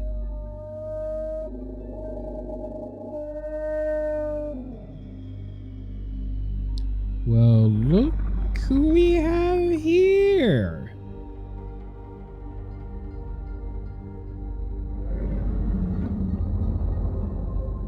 Chat, meet Wark. Wark, chat. They are not for eating. Well, unless they get uppity.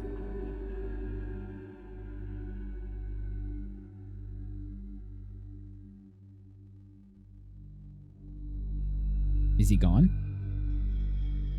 I don't have a mat. I don't have my mouse back. There we go.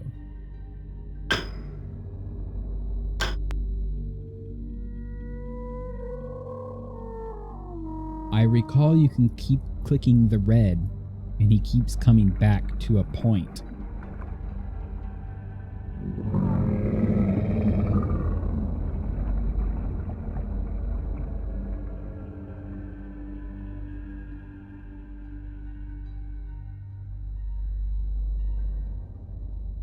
And I don't know if there's like any official reason why.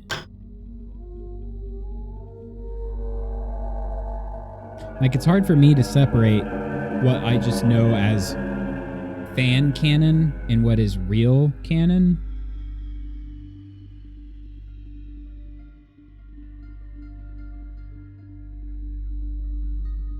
Writing down some notes. So this fire marble, this dome is this eye with a line through it. It's red. It's Survey Island.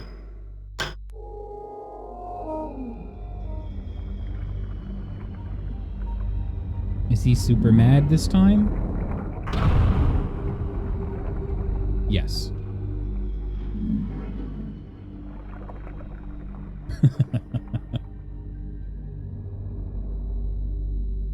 So for some reason, whatever reason, Gin has trained this particular Wark to come to the glass when the red light turns on. And the Wark gets angry when you don't do something. So what is the Wark expecting? I don't think anybody's like, I don't think there's a reason.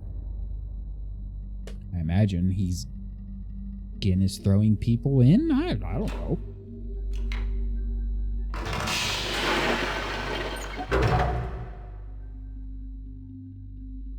He could be.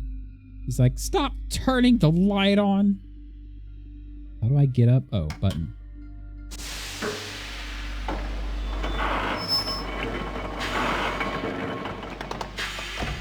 So, the other thing to do. Okay. Here's another thing. All these puzzles are crazy. So, you walk around to all those fire marbles and you look at the symbols and you click the button and it opens. Survey Island. Whoa, the music is really loud.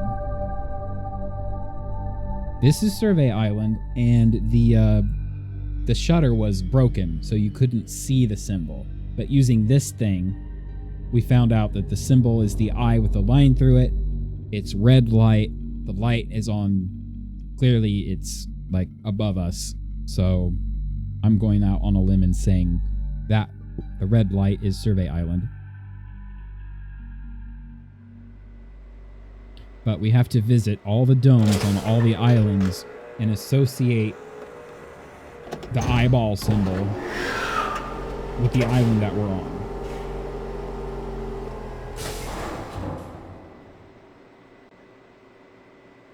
Creator. Survey. Temple. Prison. Jungle. Okay. Onward!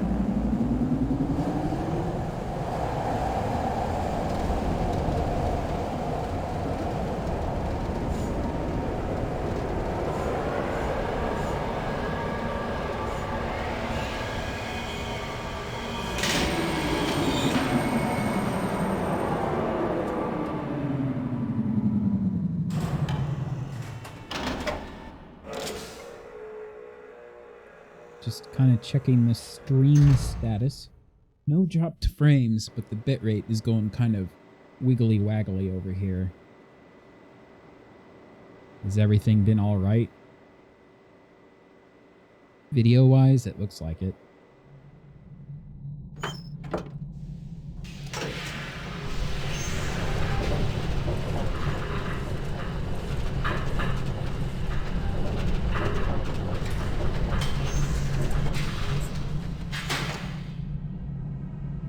So I'm going to go to the top level here. We're back on Jungle Island. Or Village Island.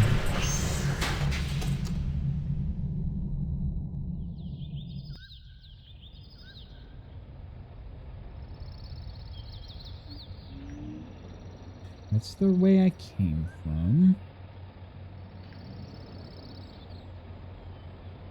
Okay. Here we go. Here's the shutter thing.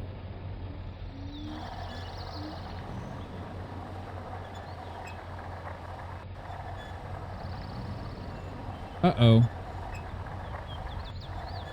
Uh-oh.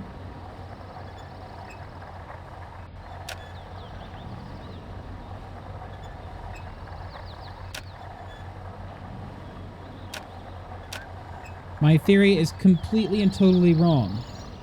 So it's turning gold on that one. The kind of eye, the kind of cat eye with a line through it. Which I thought was Survey Island. It's not Survey Island, is it? It's Jungle Island.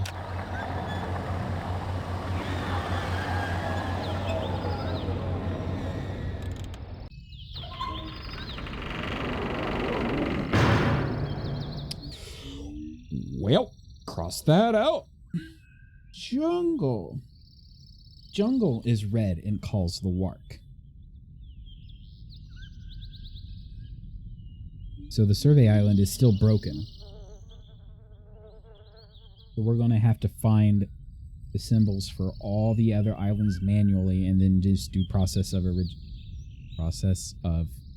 elimination. It's like my brain went origination, and I'm like, the only origination that I know is Halls of Origination in Warcraft. That is a stretch, brain.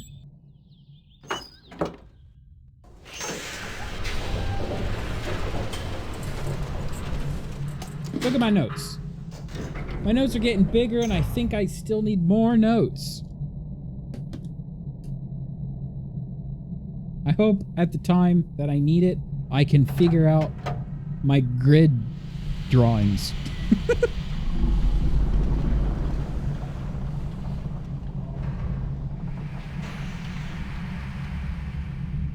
Almost coming up on 2 hours. Oh. Have I been sounding okay? At some point, I like mashed voice meter and it equalized my voice whoosh, down to the bass. So yeah, this is my normal voice. This is my unequalized normal voice now, because at some point in the past, I clicked bass boost on my voice, essentially. So great. Fantastic. That's awesome. Just what I always wanted. I'm going to hide that voice meter from now on.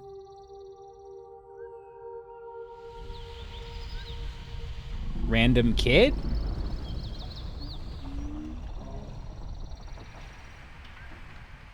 Come back, I'm not a bad guy.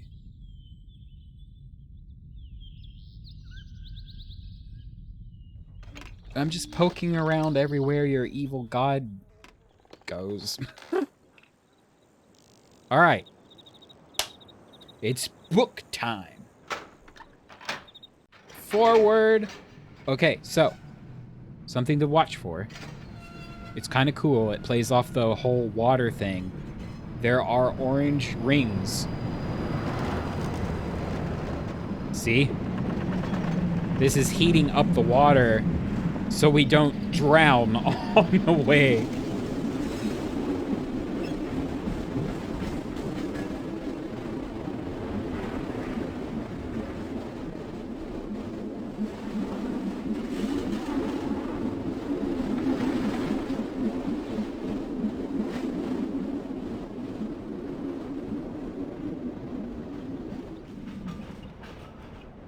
How cool is that?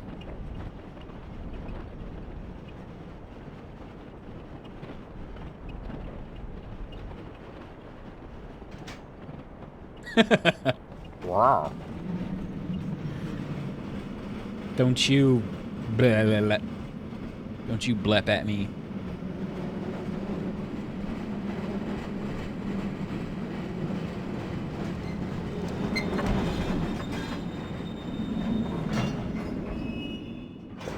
Bonk. We are highly fortunate not to...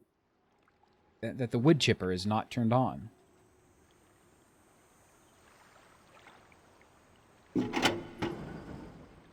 Oh. It's not on at all.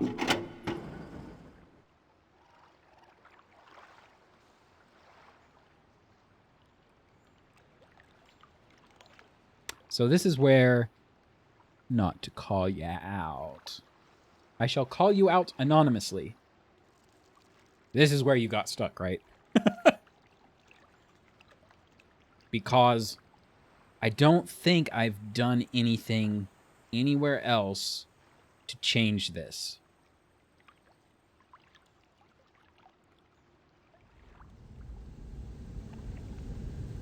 So I know you go inside the door when it's off. But this thermometer is red. It's on. It's full of water.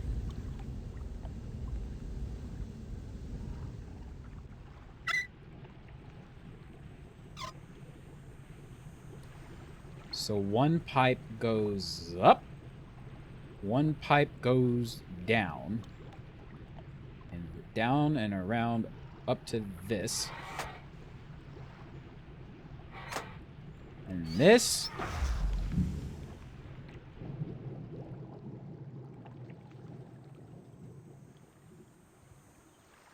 So it's off.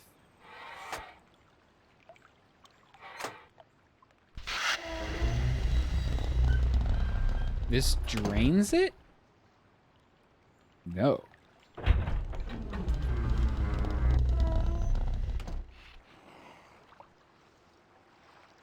Oh, is it because it's not powered?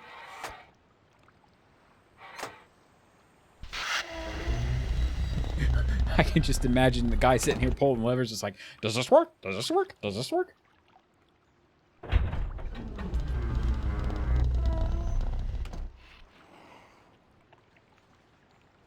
I will reset that.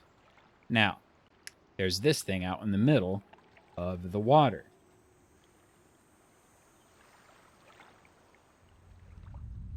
Right now, it's powering, I think, this pipe, this long pipe that goes up the side here. Oh. I was going to say, I think that goes to the... Ow, I think I just got a paper cut from my notepad. Ow! Okay. I was going to say this pipe goes to the big golden dome.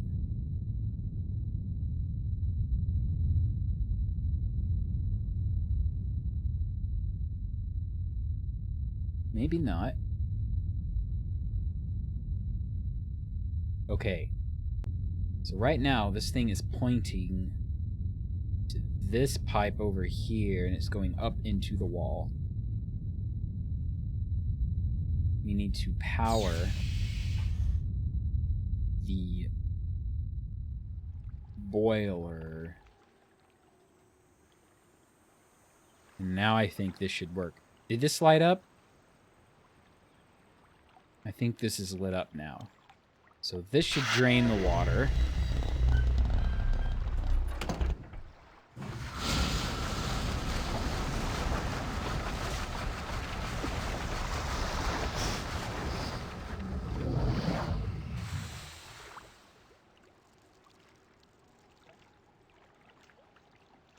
And this will raise the floor.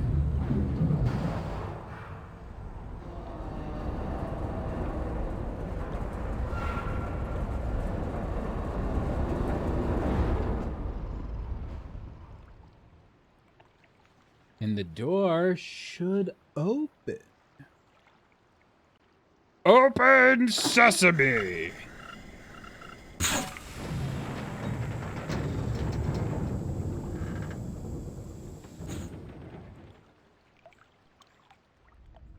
Why? I don't know. Is the door just closed behind me? That is a design flaw.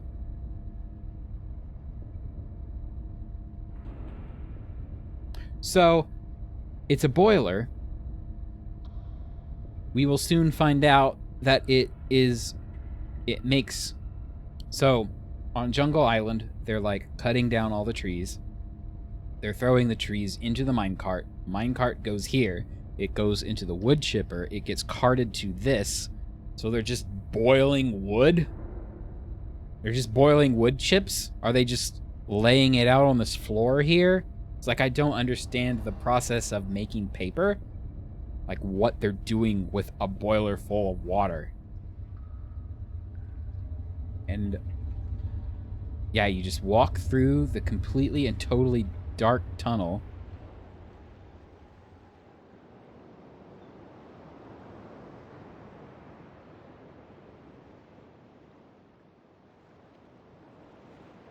Voila. Uh-oh. Uh-oh. I made a mistake. This lifts now, right? Okay. It's like, if I can't get down, I made a huge mistake. Because the boiler doesn't need powered anymore. Go put this powering whatever was up in the... Up in the up. In the great up.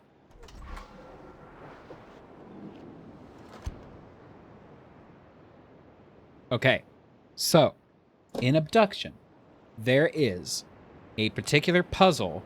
You open up the doors of a tunnel and you just go on your merry way. And eventually you get stuck because... Okay. Now where do you go?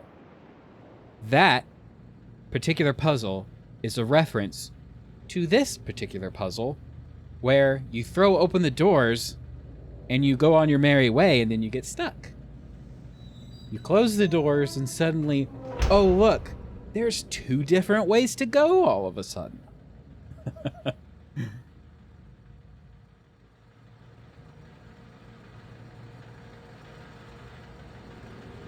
Oh, I messed up. The steam vent is powering this fan. Well, we can catch a frog. This is a frog catcher.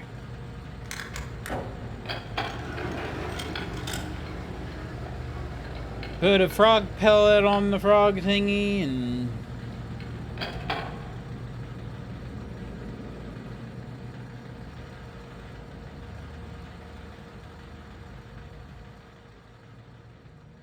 Let's go this way because...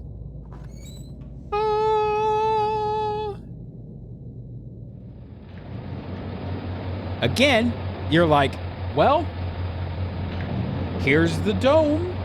Where's the image clicker thing? Well, they did it to you twice. Close the door.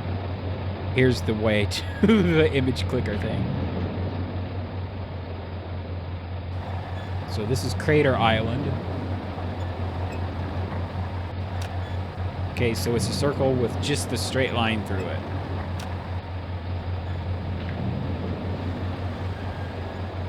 Book.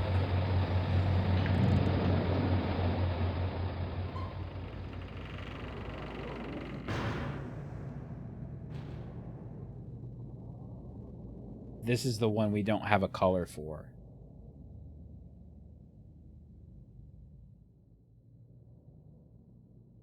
It's so quiet. So quiet when this thing isn't rip-roaring along. Hello, book. Bookie book.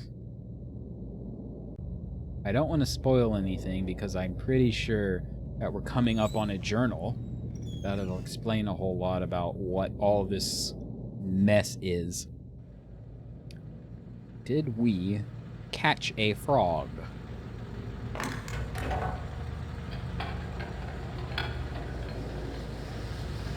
Might not have been long enough. Well, what do you know? The trap is closed. Ahem. Little tiny frog.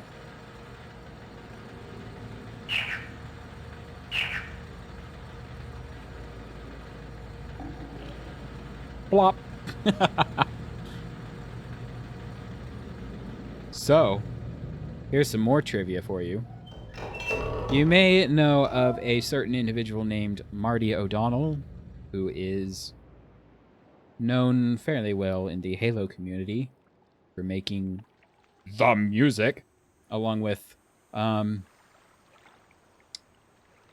think, I only remember his last name, Sullivan. Anyway, Marty O'Donnell used to work, he worked on Riven, and he made the frog. So the frogs are called, I don't know, it's another word that you don't see it pronounced, or you don't hear it pronounced, but it's Marty spelled backwards. So Y-T-R-A-M, that's the name of the frogs. An Etrim?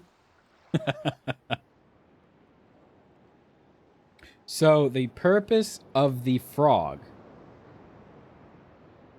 I don't know if there really is. I'm trying to think. Because there's the eyeballs scattered around the islands that you spin and they make noises.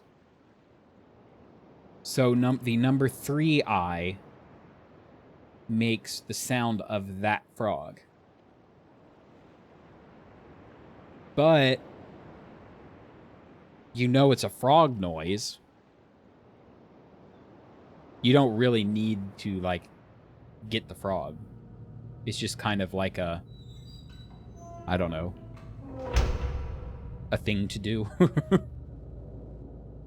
It is not critical to capture the frog. It just makes the frog noise. Oh. That stops the fan.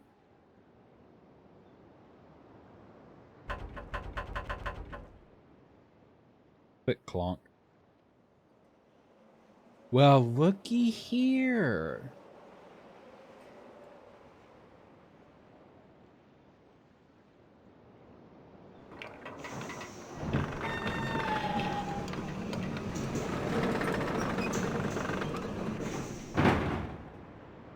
Big old long bridge from the Book Island.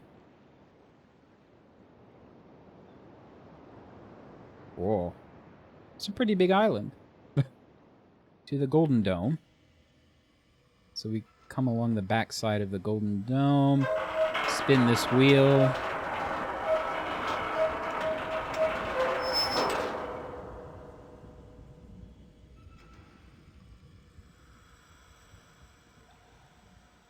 So we're back in the vicinity of the gate. So yeah, the gate room. It's called the gate room, but whenever I hear gate room at this point, I think of Stargate. So there was a missing hole. I kind of did that on autopilot just because I remembered, but there's a missing hole that, for heaven forbid, you're not allowed to jump over it.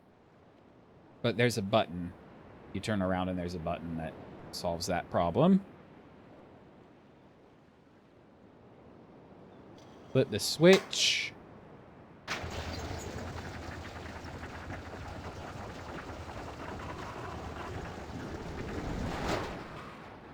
And voila.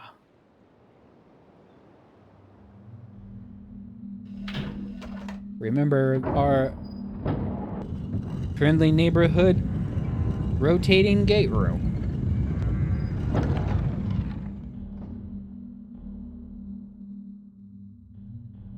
That is not the correct way.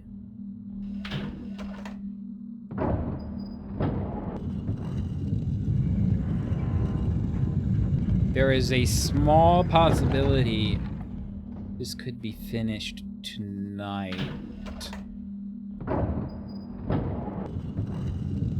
Trying to think if that's rushing it. I don't think I'm rushing it. I think it's a natural conclusion.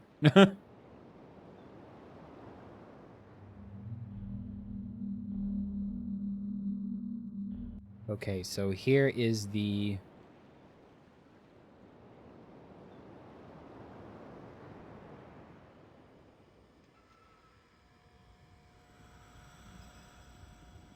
I think I could jump way ahead of myself, and I'm not going to.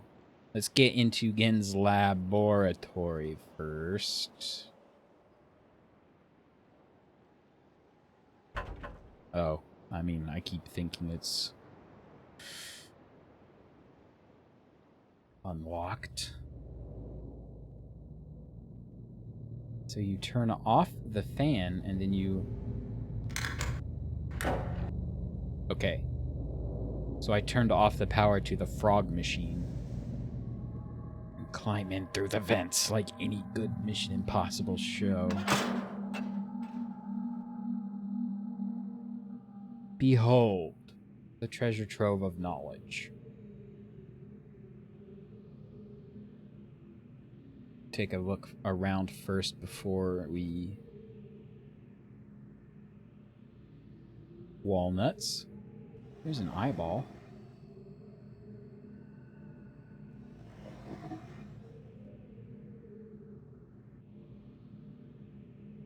You need to know that eyeball is number 1. I think he tells you where he got it from.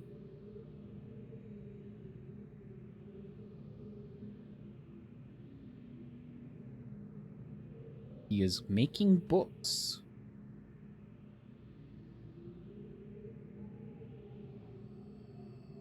I remember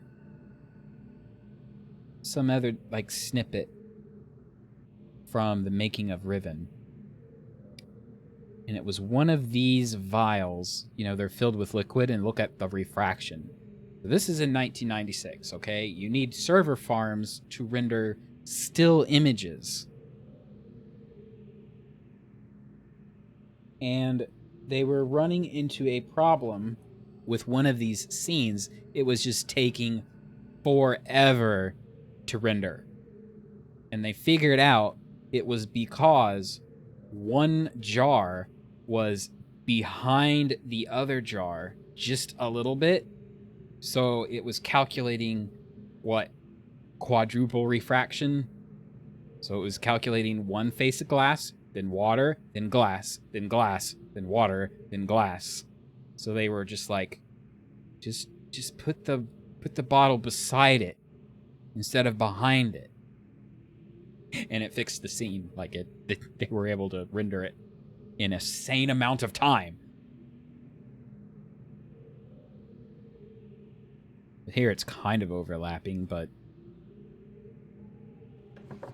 yeah, that was the good old days when you counted the.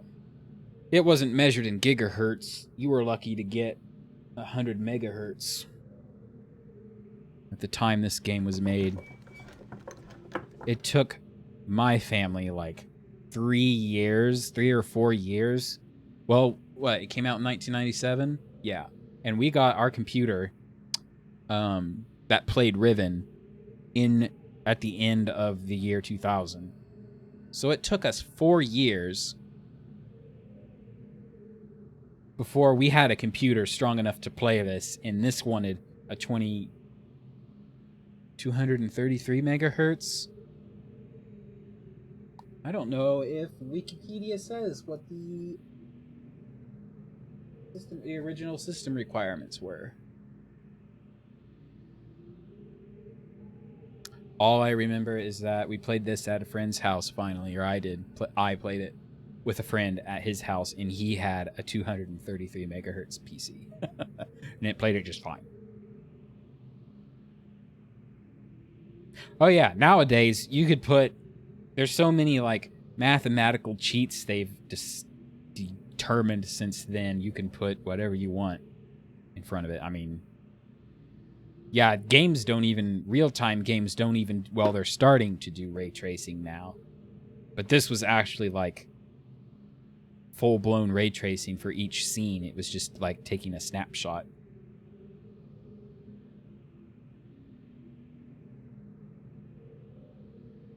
And over here we have a water experiment.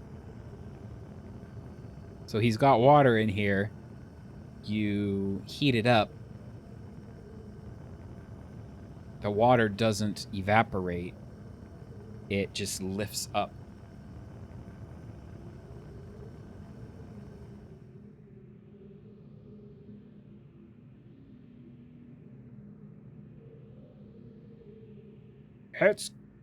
I want floating water.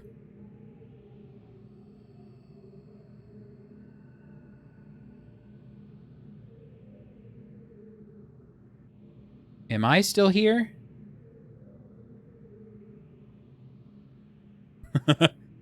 I have like a preview panel running on my dashboard over here, and it just crashed. But OBS reports everything's fine.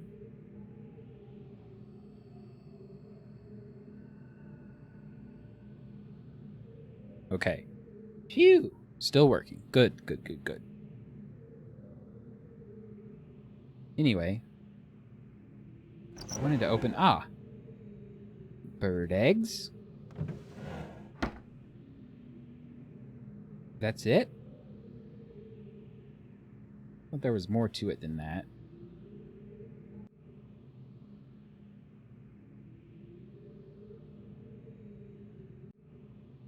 I don't understand what this is. Kind of looks like a still.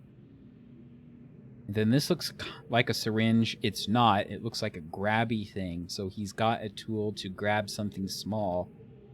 This might be his ink thing. Oh, yes. This is his frog trap. Okay. So he's trying to make... Unless this is like poison. Well, here's frogs. So the frogs are poisonous.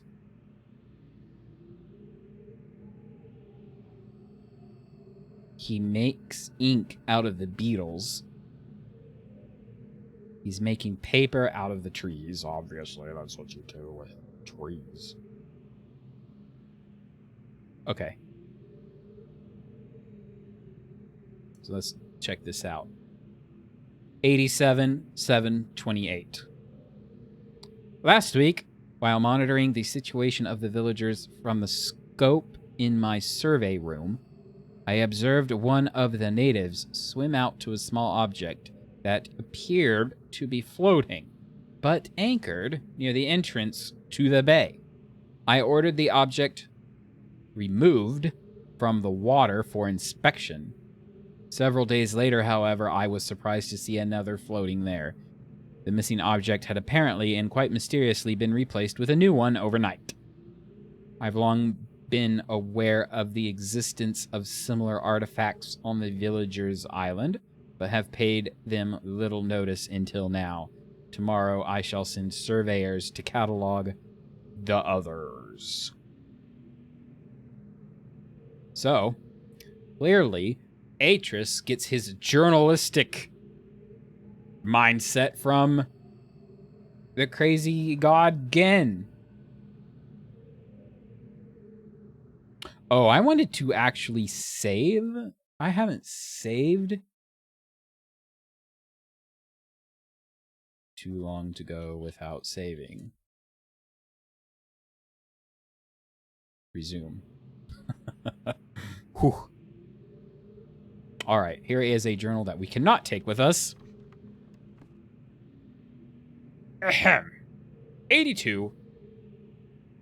Wow, so 87. 87 is current times. 82 is earlier. February 13th, 1982, or not. Anyway, the latest ink formulation has proven a failure. Even when writing in my most promising books, I obtain only the barest glimmer of a connection.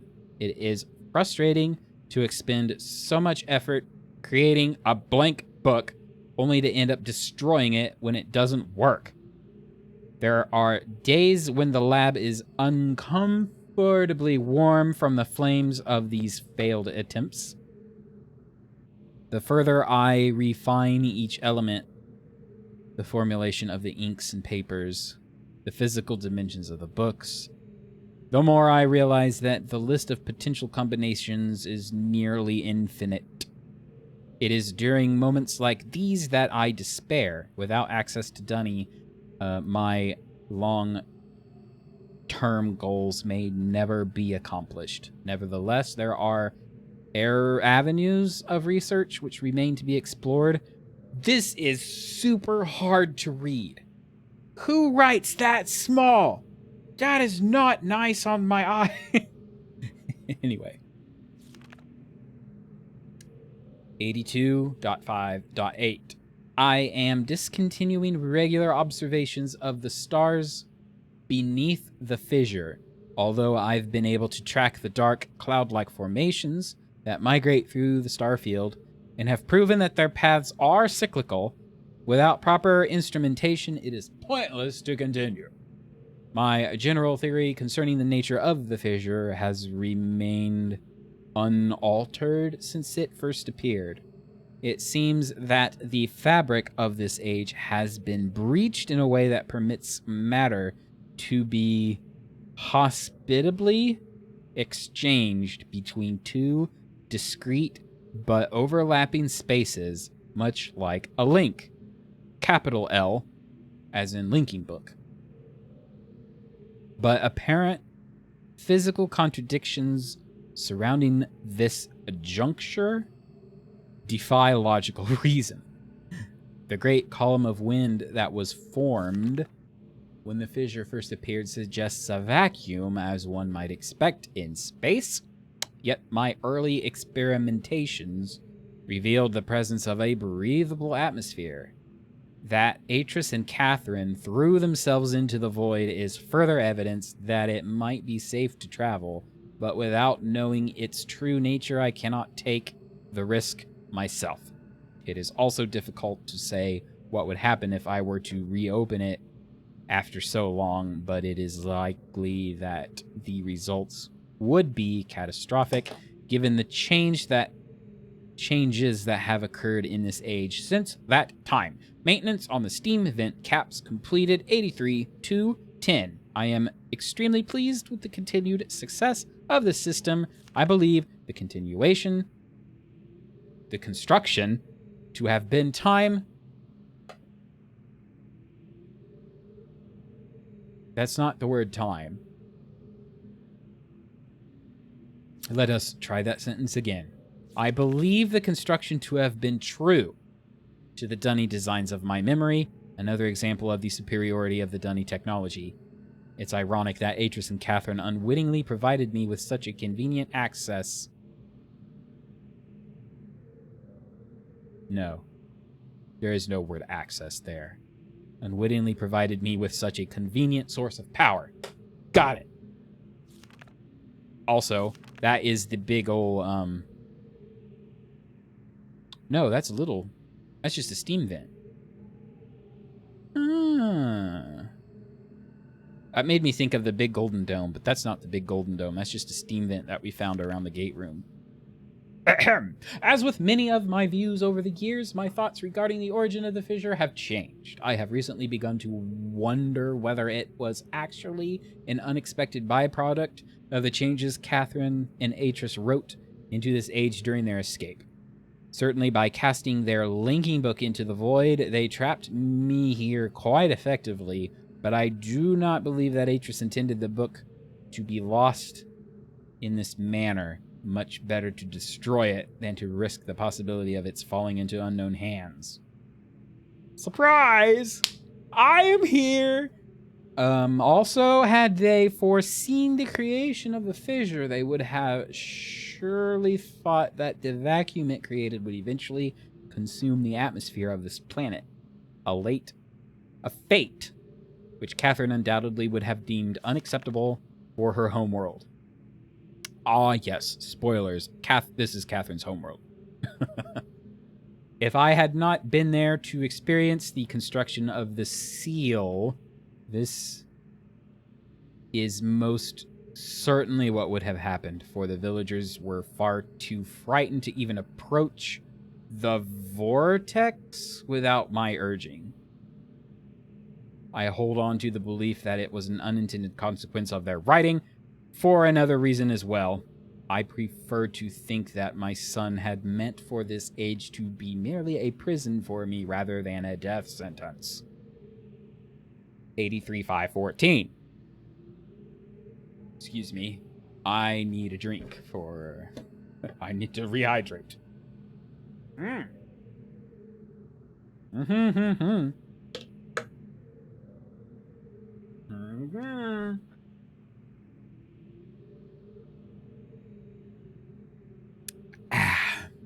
Ahem.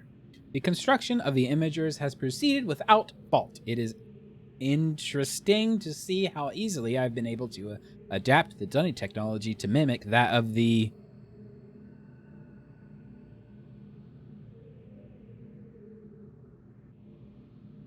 is he calling them the Ahmad?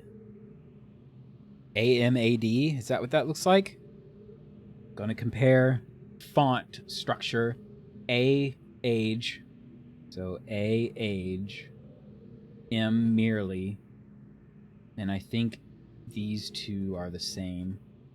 His E's are different, so Ahmad. I'm assuming those are the natives of Riven. I've always just called them Rivenese. In some ways, the similarities between the two cultures was striking. I wonder if perhaps there had been communication on commerce between the two cultures in early times. Unless he's... Trying to think. So, extended lore, or expanded universe, whatever they call it. You know, the Star Wars expanded universe, or whatever they call it. There is a Mist expanded universe. And in that universe, the Dunny lived underground, and they may have had communication with people on the surface. So he could be talking about that. Or he could be talking about the Riven people having communication with Dunny at some point. Maybe Kita's people were even descendants of the Dunny. It pleases me to think so. I can't remember. Is it Gen and Kita are Atris's parents? Because she was from the surface. You know what? That much is so rusty to me. There's a construction of an imager. With these plans, I'm sure that we can figure out how to make an imager in real life.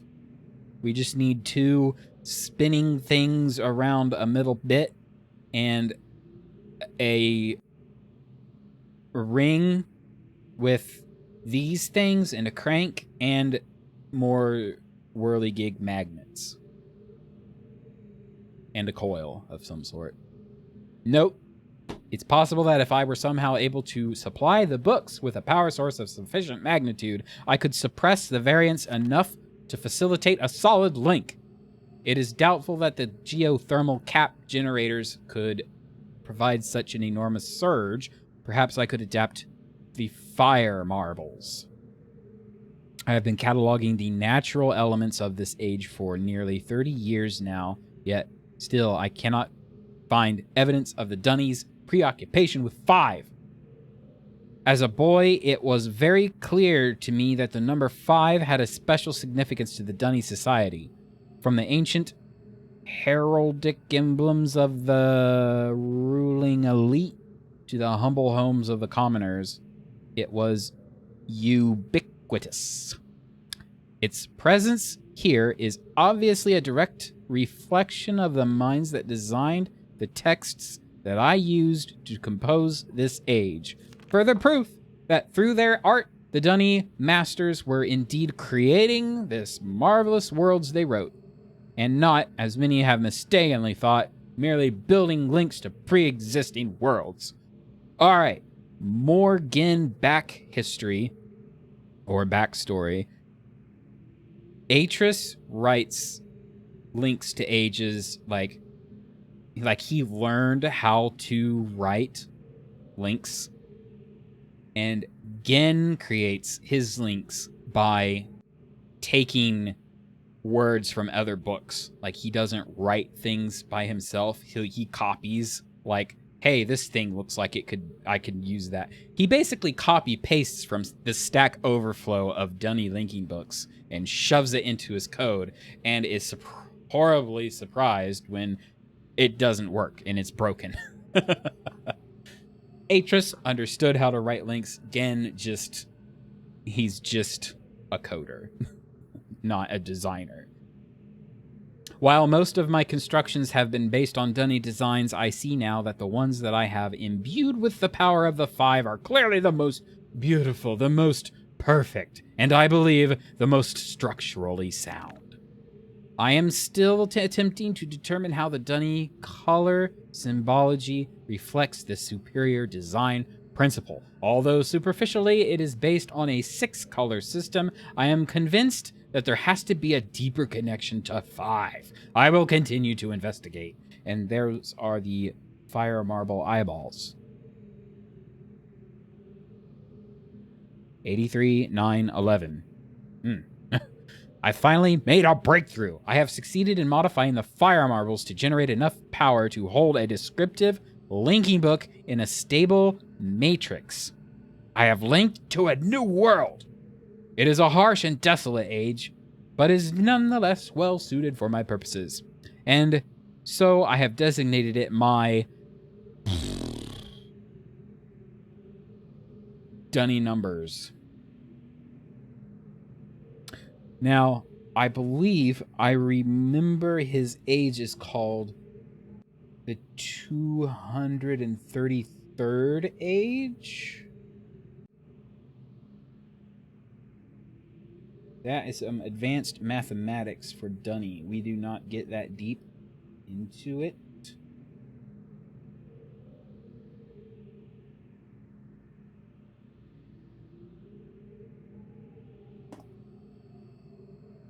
And I don't even remember if I can explain it. We haven't been to the school, have we? Ooh. I think maybe Riven is not going to be finished today. There are still places to look. Anyway, by studying it closely, I believe I will eventually be able to create a more appropriate age for us to resettle on. For now, I will build an office and set up my living quarters there in order that I may conduct my experiments in safety and without distraction. So his world has like mountains on top of mountains. I must admit that I am proud of my work. To think that in such primitive conditions, I have accomplished in 29 years what it took the original Dunny centuries to achieve. Note, repair outer wear for work on this world. The goggles may need to be redesigned altogether. 84,413. I have begun construction of a series of link sites for each island that will connect Riven with my new office on that. Which it's 233. I just don't remember how to read that.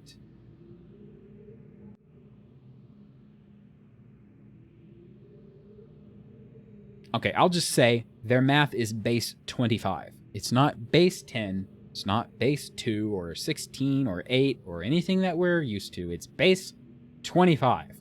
So this is just 2 digits, but it's a big number.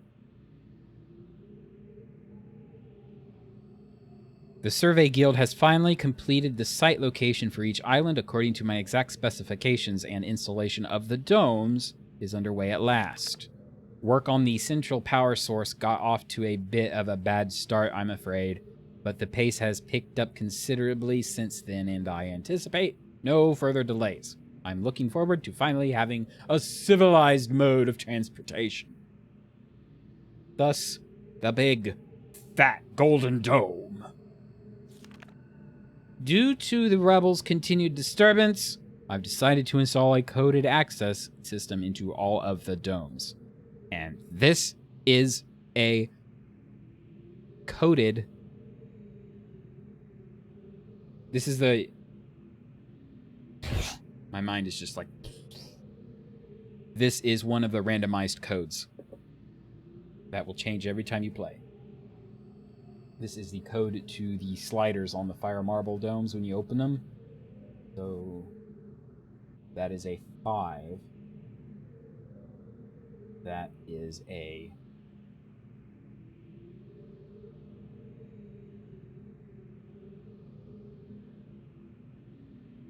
Is that a 5 plus a 3?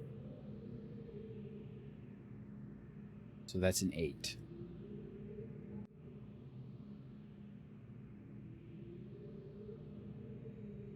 And that, and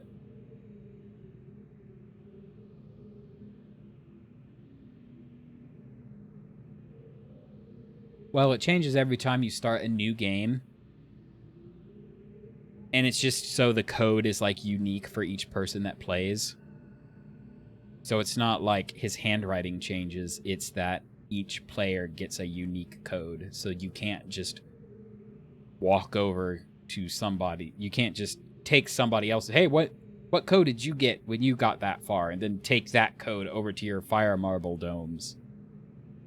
It's just like you have to play up to this point.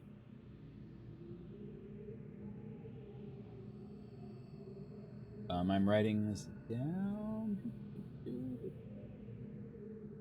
Oh, I see what you're saying. Yes. I mean, randomized, procedural stuff. It's not really procedural, really, but, randomized stuff is all the rage these days, and it was pretty cool that Riven had, like, puzzles that changed every time you started a new game. So, here's the thing. Maybe I should start a new page. Or maybe I'll start here. Because I don't think we're going to get to the schoolyard. There is a school in the village that is accessible through the submarine. For some reason, we have to get to the school with the submarine. And how the kids get there, I don't know.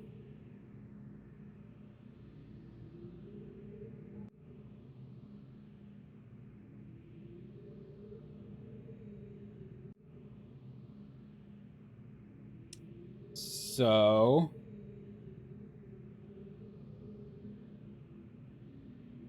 here's the thing. Which way am I looking? All right, right here. That's the numeral for 1. That's the numeral for 2. That's the one for 3. That's the one for 4. That's the one for 5. You notice 5 is 1 turned over. So when you look at the other numbers, you see here's 2 right here. This last digit is 2 turned over. So I think that's 2 times 5 with 3 added on top. So this is 1 turned on its side, so that means 1 times 5.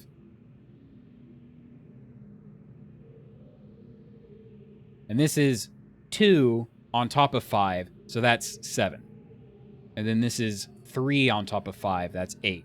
And then 5 on top of 4 is 9. And then 3 on top of 2, but 2 is turned over, so 2 times 5 is 10. So this is 13. Yes?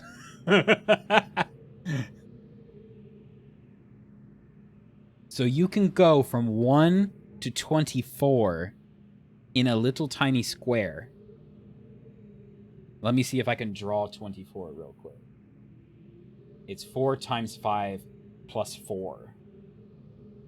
Oh gosh.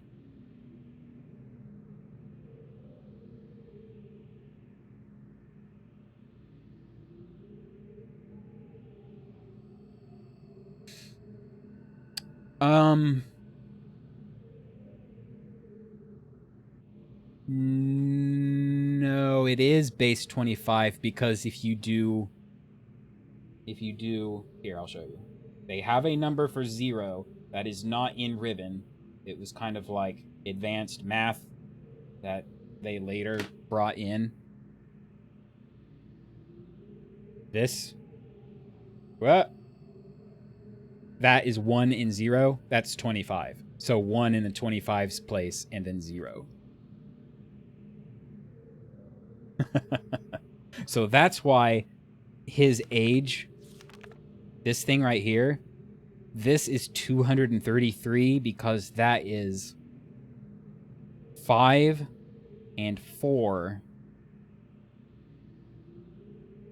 So that's 9 in the 25's spot. So it's actually...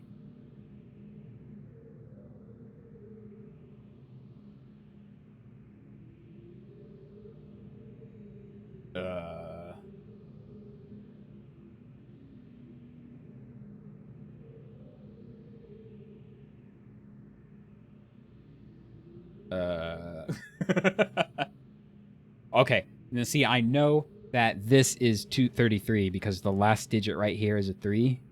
Wait. I'm just going crazy. So a 2-digit number has 4 digits mashed together. Essentially, yes.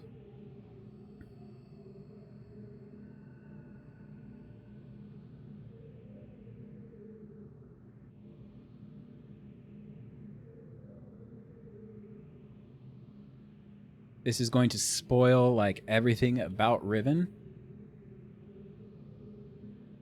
I will put a link here, and maybe I will put the link down in YouTube. That is a link to how to do the math.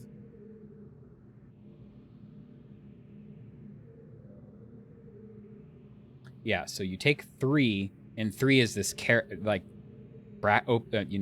bracket, and if you turn that on its side, that becomes 3 times 5, which is 15. So they've kind of got like stacking. It's base 25, but they stack a whole lot into one symbol. And they reuse symbols. So not only are they reusing symbols, but it goes 1's place, 25's, and then 25 times... No, wait. This is the 25 spot.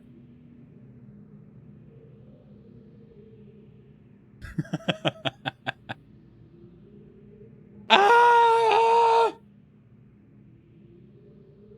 This is a 25 spot. This is the 625 spot. So it goes up to 625, right?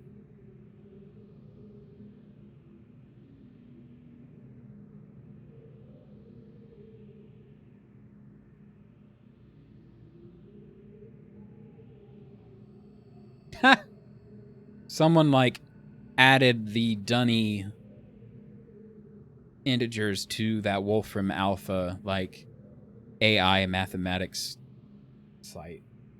Pretty funny.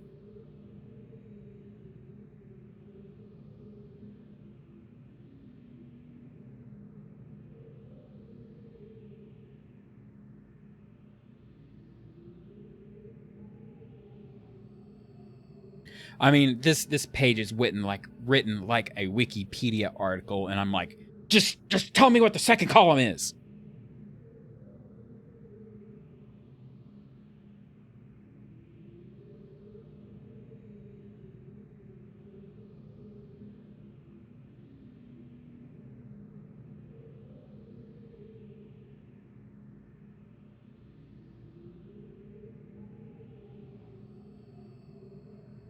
So it goes 1, 25, 625, and then multiples of 25 all the way up.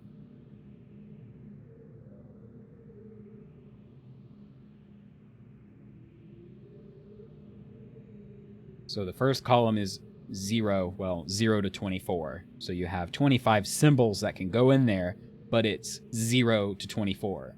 And then 25 is a 1 here and a 0 here. And then that set is 25. So 10 equals 25.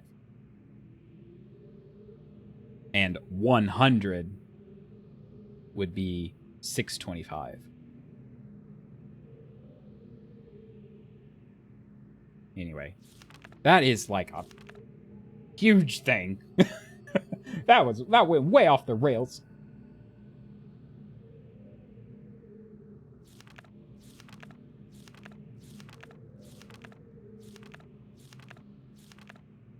Eight more pages.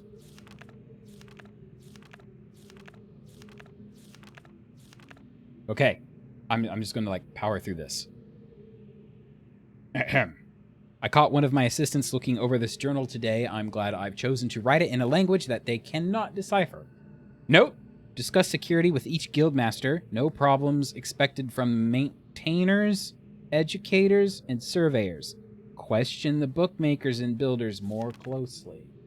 Today I heard several more reports of spirit sightings by some of the villagers. It seems that under Catherine's leadership, the rebels, or the Black Moiety, as the villagers obstinately insist on referring to them, have attained a new level of sophistication in their terror tactics, and have renewed their campaign to intimidate the villagers into joining them, playing upon their shared superstition. The villagers are certainly susceptible to this form of coercion, especially given of late the rebels' increasing acts of vandalism and theft. Gin would know about all forms of coercion, let me tell you. There, look, officially, there it is. the E-tram traps, it's Marty spelled backwards. So it is actually canonized. It's not like a fan thing. These are the names of the frogs. The traps have been steadily fruitful this year. Apparently, the breakup of the islands has not adversely affected the subterranean ecosystems. Unfortunately, I imagine the rebels are experiencing a similarly generous harvest. No shortage of poison for their darts this season. Such morbid issues aside, the sudden availability has allowed me to refine a particularly pleasant extract for my pipe. One that is smoother than any of the others from recent years. So, evil god Gen doing frog drugs in his pipe. Chemical analysis of one of the rebel knives has yielded curious results. Its composition contains elements that are unlike anything I've encountered on the islands. It appears they have access to a resource of which I am unaware. Perhaps a mine or an uncharted island. Note, most of the knives have been found in the south side of the village. This is the same area in which there have been reports of people mysteriously disappearing. I think a closer inspection of the area is warranted. The fact that they leave these distinctive knives as a sign of their presence concerns me. They are growing more bold and seem to no longer fear discovery of their hideout. The latest measurements indicate that the recent trend has continued. The movement of the islands has slowed tremendously. My previous estimates predicted a total collapse, in approximately 3 months, but with the new figures, I am uncertain. AKA, Atrus's fixes working. I have nearly finished writing the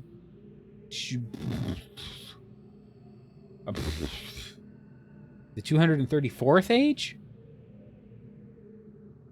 Yeah, that's a 4. This little bracket thing, that's a 4. That's a 4. So this is 5 plus 4, 9.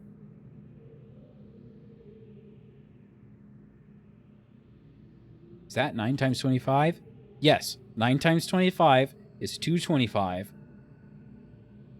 And then plus 9 is 234.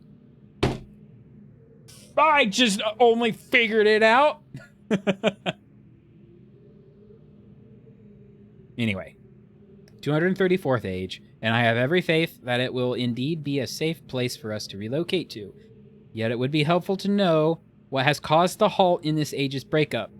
Is it possible that it's stable after all? If so, I must discover how this age differs from my less successful attempts. My examination of the 233rd age have thus far proven inconclusive. Or perhaps someone is repairing the damage to the 5th age? If so, it would almost certainly be Atrus's doing. I have reluctantly decided to abandon my experiments into the behavior of the water of this age, as there are more pressing matters on which I must now concentrate, leaving me little time for such speculative research. For future reference, however, my investigations up to this point have revealed the following. Here, even the journal goes off in a tangent. I believe the remarkable properties of the water to be caused by a life form that resides in it, specifically a type of bacteria. I am imagining a motile? Is that a word? A motile unicellular organism, but one with structures capable of holding bits of water whose combined effect via surface tension, ? A stronger force, ? Whose combined effect causes the composite body of water to move in response to heat. Prolonged exposure to extreme heat, for example, a period of extended boiling, seems to kill the bacteria, which would explain its dramatic aversion to heat sources. Unfortunately, these theories are still not fully tested, and I remain ignorant both of its deeper nature and its possible uses. I'm going to look up the word motile real quick because I am not a biologist and I have never heard that word before. Motile. Definition. Moving or capable of moving spontaneously. Motile cells. Motile spores. Yes, motile means it can move. You are right. As an exciting development. Last night, a squad of maintainers stumbled upon a lone rebel scout and obtained from them a most incredible device. It is a crystal that somehow powers these flawed linking books, much as my own system does, but with an obvious advantage. It is small and weighs only a few pounds, making it completely portable. Catherine must have fabricated the device before I captured her. Obviously, with an explicit dunny schematic she must have brought with her to this age. If only I'd had access to such a document all these years. Regardless, I can now concentrate solely on the writing of ages and need no longer worry about building elaborate power supplies for each new book I write. This is a sobering reminder, however, that I must continue to seek an avenue to Dunny. Regaining access to the resources there might be crucial to the completion of my mission. The end.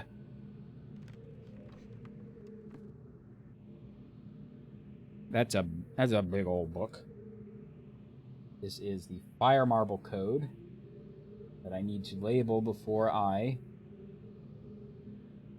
forget Fire Marble code. So this is 5, 7, 8, 9, and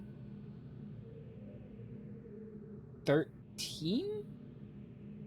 That's easy. 5, 7, 8, 9, 13. I am going to try this out. Unlock this door first. It's almost time for stopping, so definitely not going to finish the game tonight. But I don't think there is enough for another 3 hours. So I'm not sure what to do Tuesday. Well, I guess if I finish Riven early, I'll start Mist 3 early. Oh, wait. He was talking about burning books. He just roasts his books in here when he gets mad at them. Isn't that a familiar sight? Burnt linking books.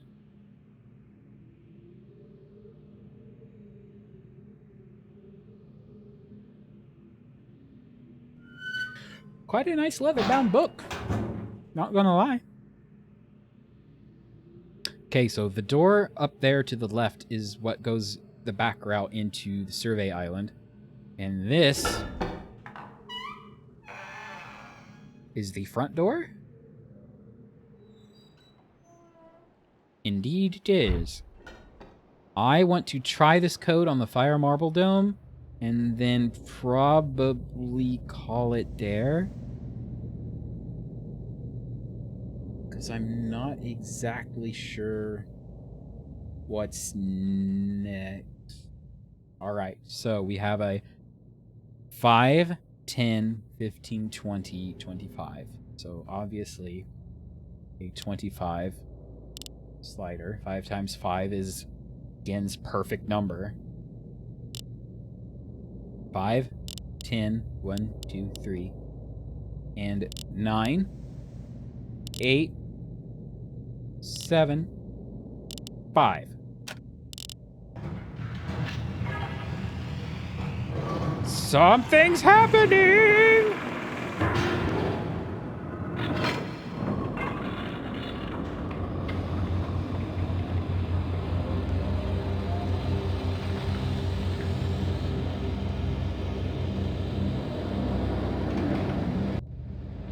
So, the marble noise started up again, so can you imagine the lid closes over the top of you and it starts spinning? You're on a tilt-a-whirl.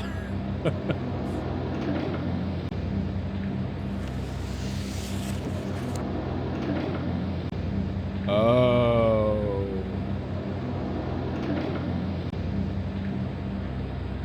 Okay. Well, the code works. The code works! It's really loud in here! I went out!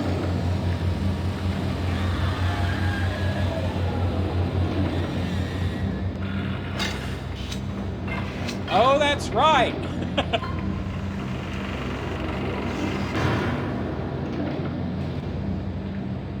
Ahem.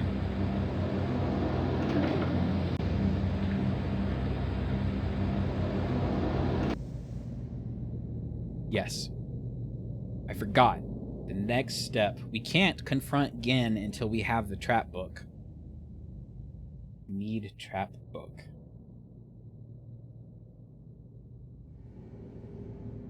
So, we still haven't exactly figured out where Survey Island is mentioned.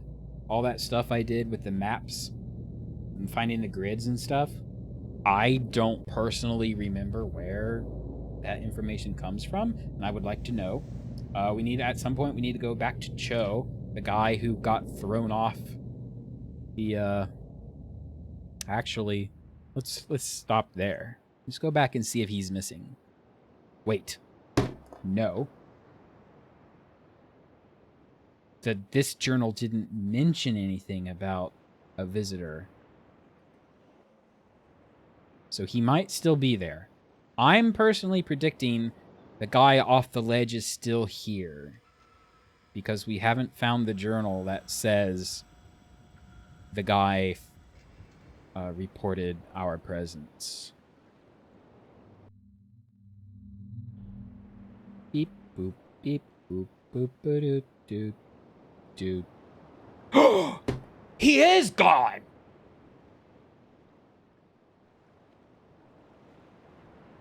He's gone! I have never seen that before. Or if I have, I completely forgot. Oh. Excuse me. So that's the thing, right? That guy who darted Cho put the moiety dagger in the lever here. So this is the cage. Still haven't... What?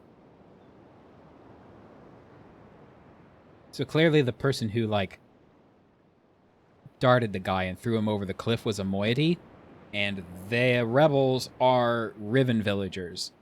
So the Riven villagers aren't going to hurt other Riven villagers. So it makes sense. By the way, this is the fabled star fissure. Again, built random hole. Gin built plates over the top of it. And here's his telescope that he was using to, like, look at it. But he's got a cap over it.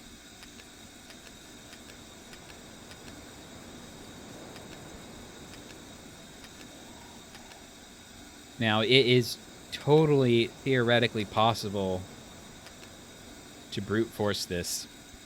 And I have seen the game files for Riven are really easy to, like, go in and look at all the videos.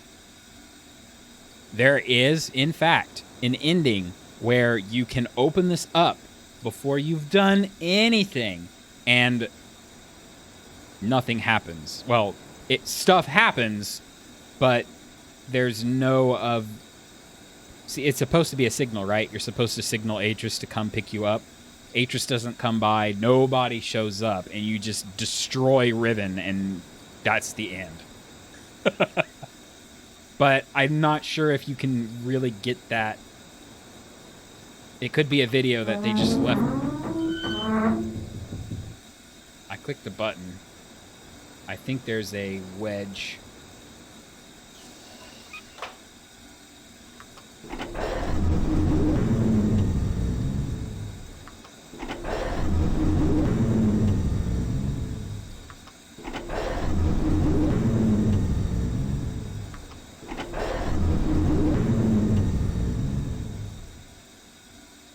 It's dark. Who would have thought? Don't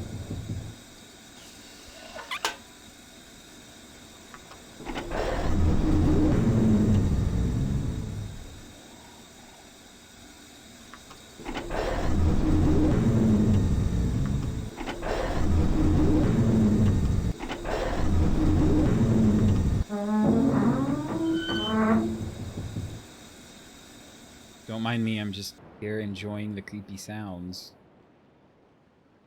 If that isn't like an end of the world sound, I don't know what is. Okay. Save that game. Too long to go without saving. Boop. All right. That is it. It's been 3 hours. Got farther. Well, I don't know how far I got. How far did I expect to get? I don't know. I think the book reading took longer than I expected, but I didn't expect to get as far as I did in the rest of it. Got a pretty good chunk of stuff with the whole grid thing. See all the circles on the grid? Oof. Oof. Maybe I can doodle up like a better grid to make it make sense later, but for now, that's it. So I think Thursday, to be honest, I don't know what I'm going to do Thursday. I thought about doing Warcraft on Thursday, but I don't know if I want to do Warcraft on Thursday. I don't know if it's a 3-hour stream worth of stuff to do on Thursday. So maybe I'll do that tomorrow. Unless the servers are just dead because patch was today and maintenance is still going. Oh, check this out. We are aware of an issue that is affecting our authentication servers, which may result in slower failed login attempts. We are currently investigating the cause and will provide updates as they are available. So, pre-patch is live. It took like 6 hours, and the login servers are down. So, okay. So maybe won't do that tomorrow. Maybe I'll do Mario. Well, it'll be Mario Galaxy or Warcraft tomorrow, and I'm thinking maybe do No Man's Sky on Thursday because that game has changed tremendously since launch, and I have only played it at launch. So, yeah.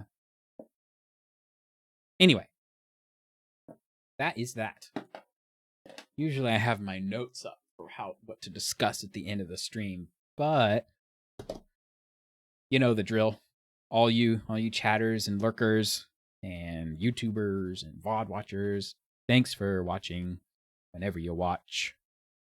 You're all a good help. And if you want to help, the best thing to do right now is to follow me on Twitch because that's the milestone that I need, or the achievement, whatever, however they're doing it. I need 50 followers. That's all I know. So if you want to, that's great. If you don't, that's fine. I'm not really like gunning for anything. I think that's it, right? Let me see. You'd think I'd know this stuff off the top of my head, but you know how, to quote Indiana Jones, I write it down so I don't have to remember. Yep, that's it. Maybe someday I'll start making, I've tried to start making YouTube title cards. Maybe I'll do that sometime. Maybe you'll start seeing brand new fancy title cards on YouTube, but that's not a priority right now. Okay, that's it. I'll see you guys later. Thanks for watching. Gonna just ignore the hand moving over here to shut off the stream.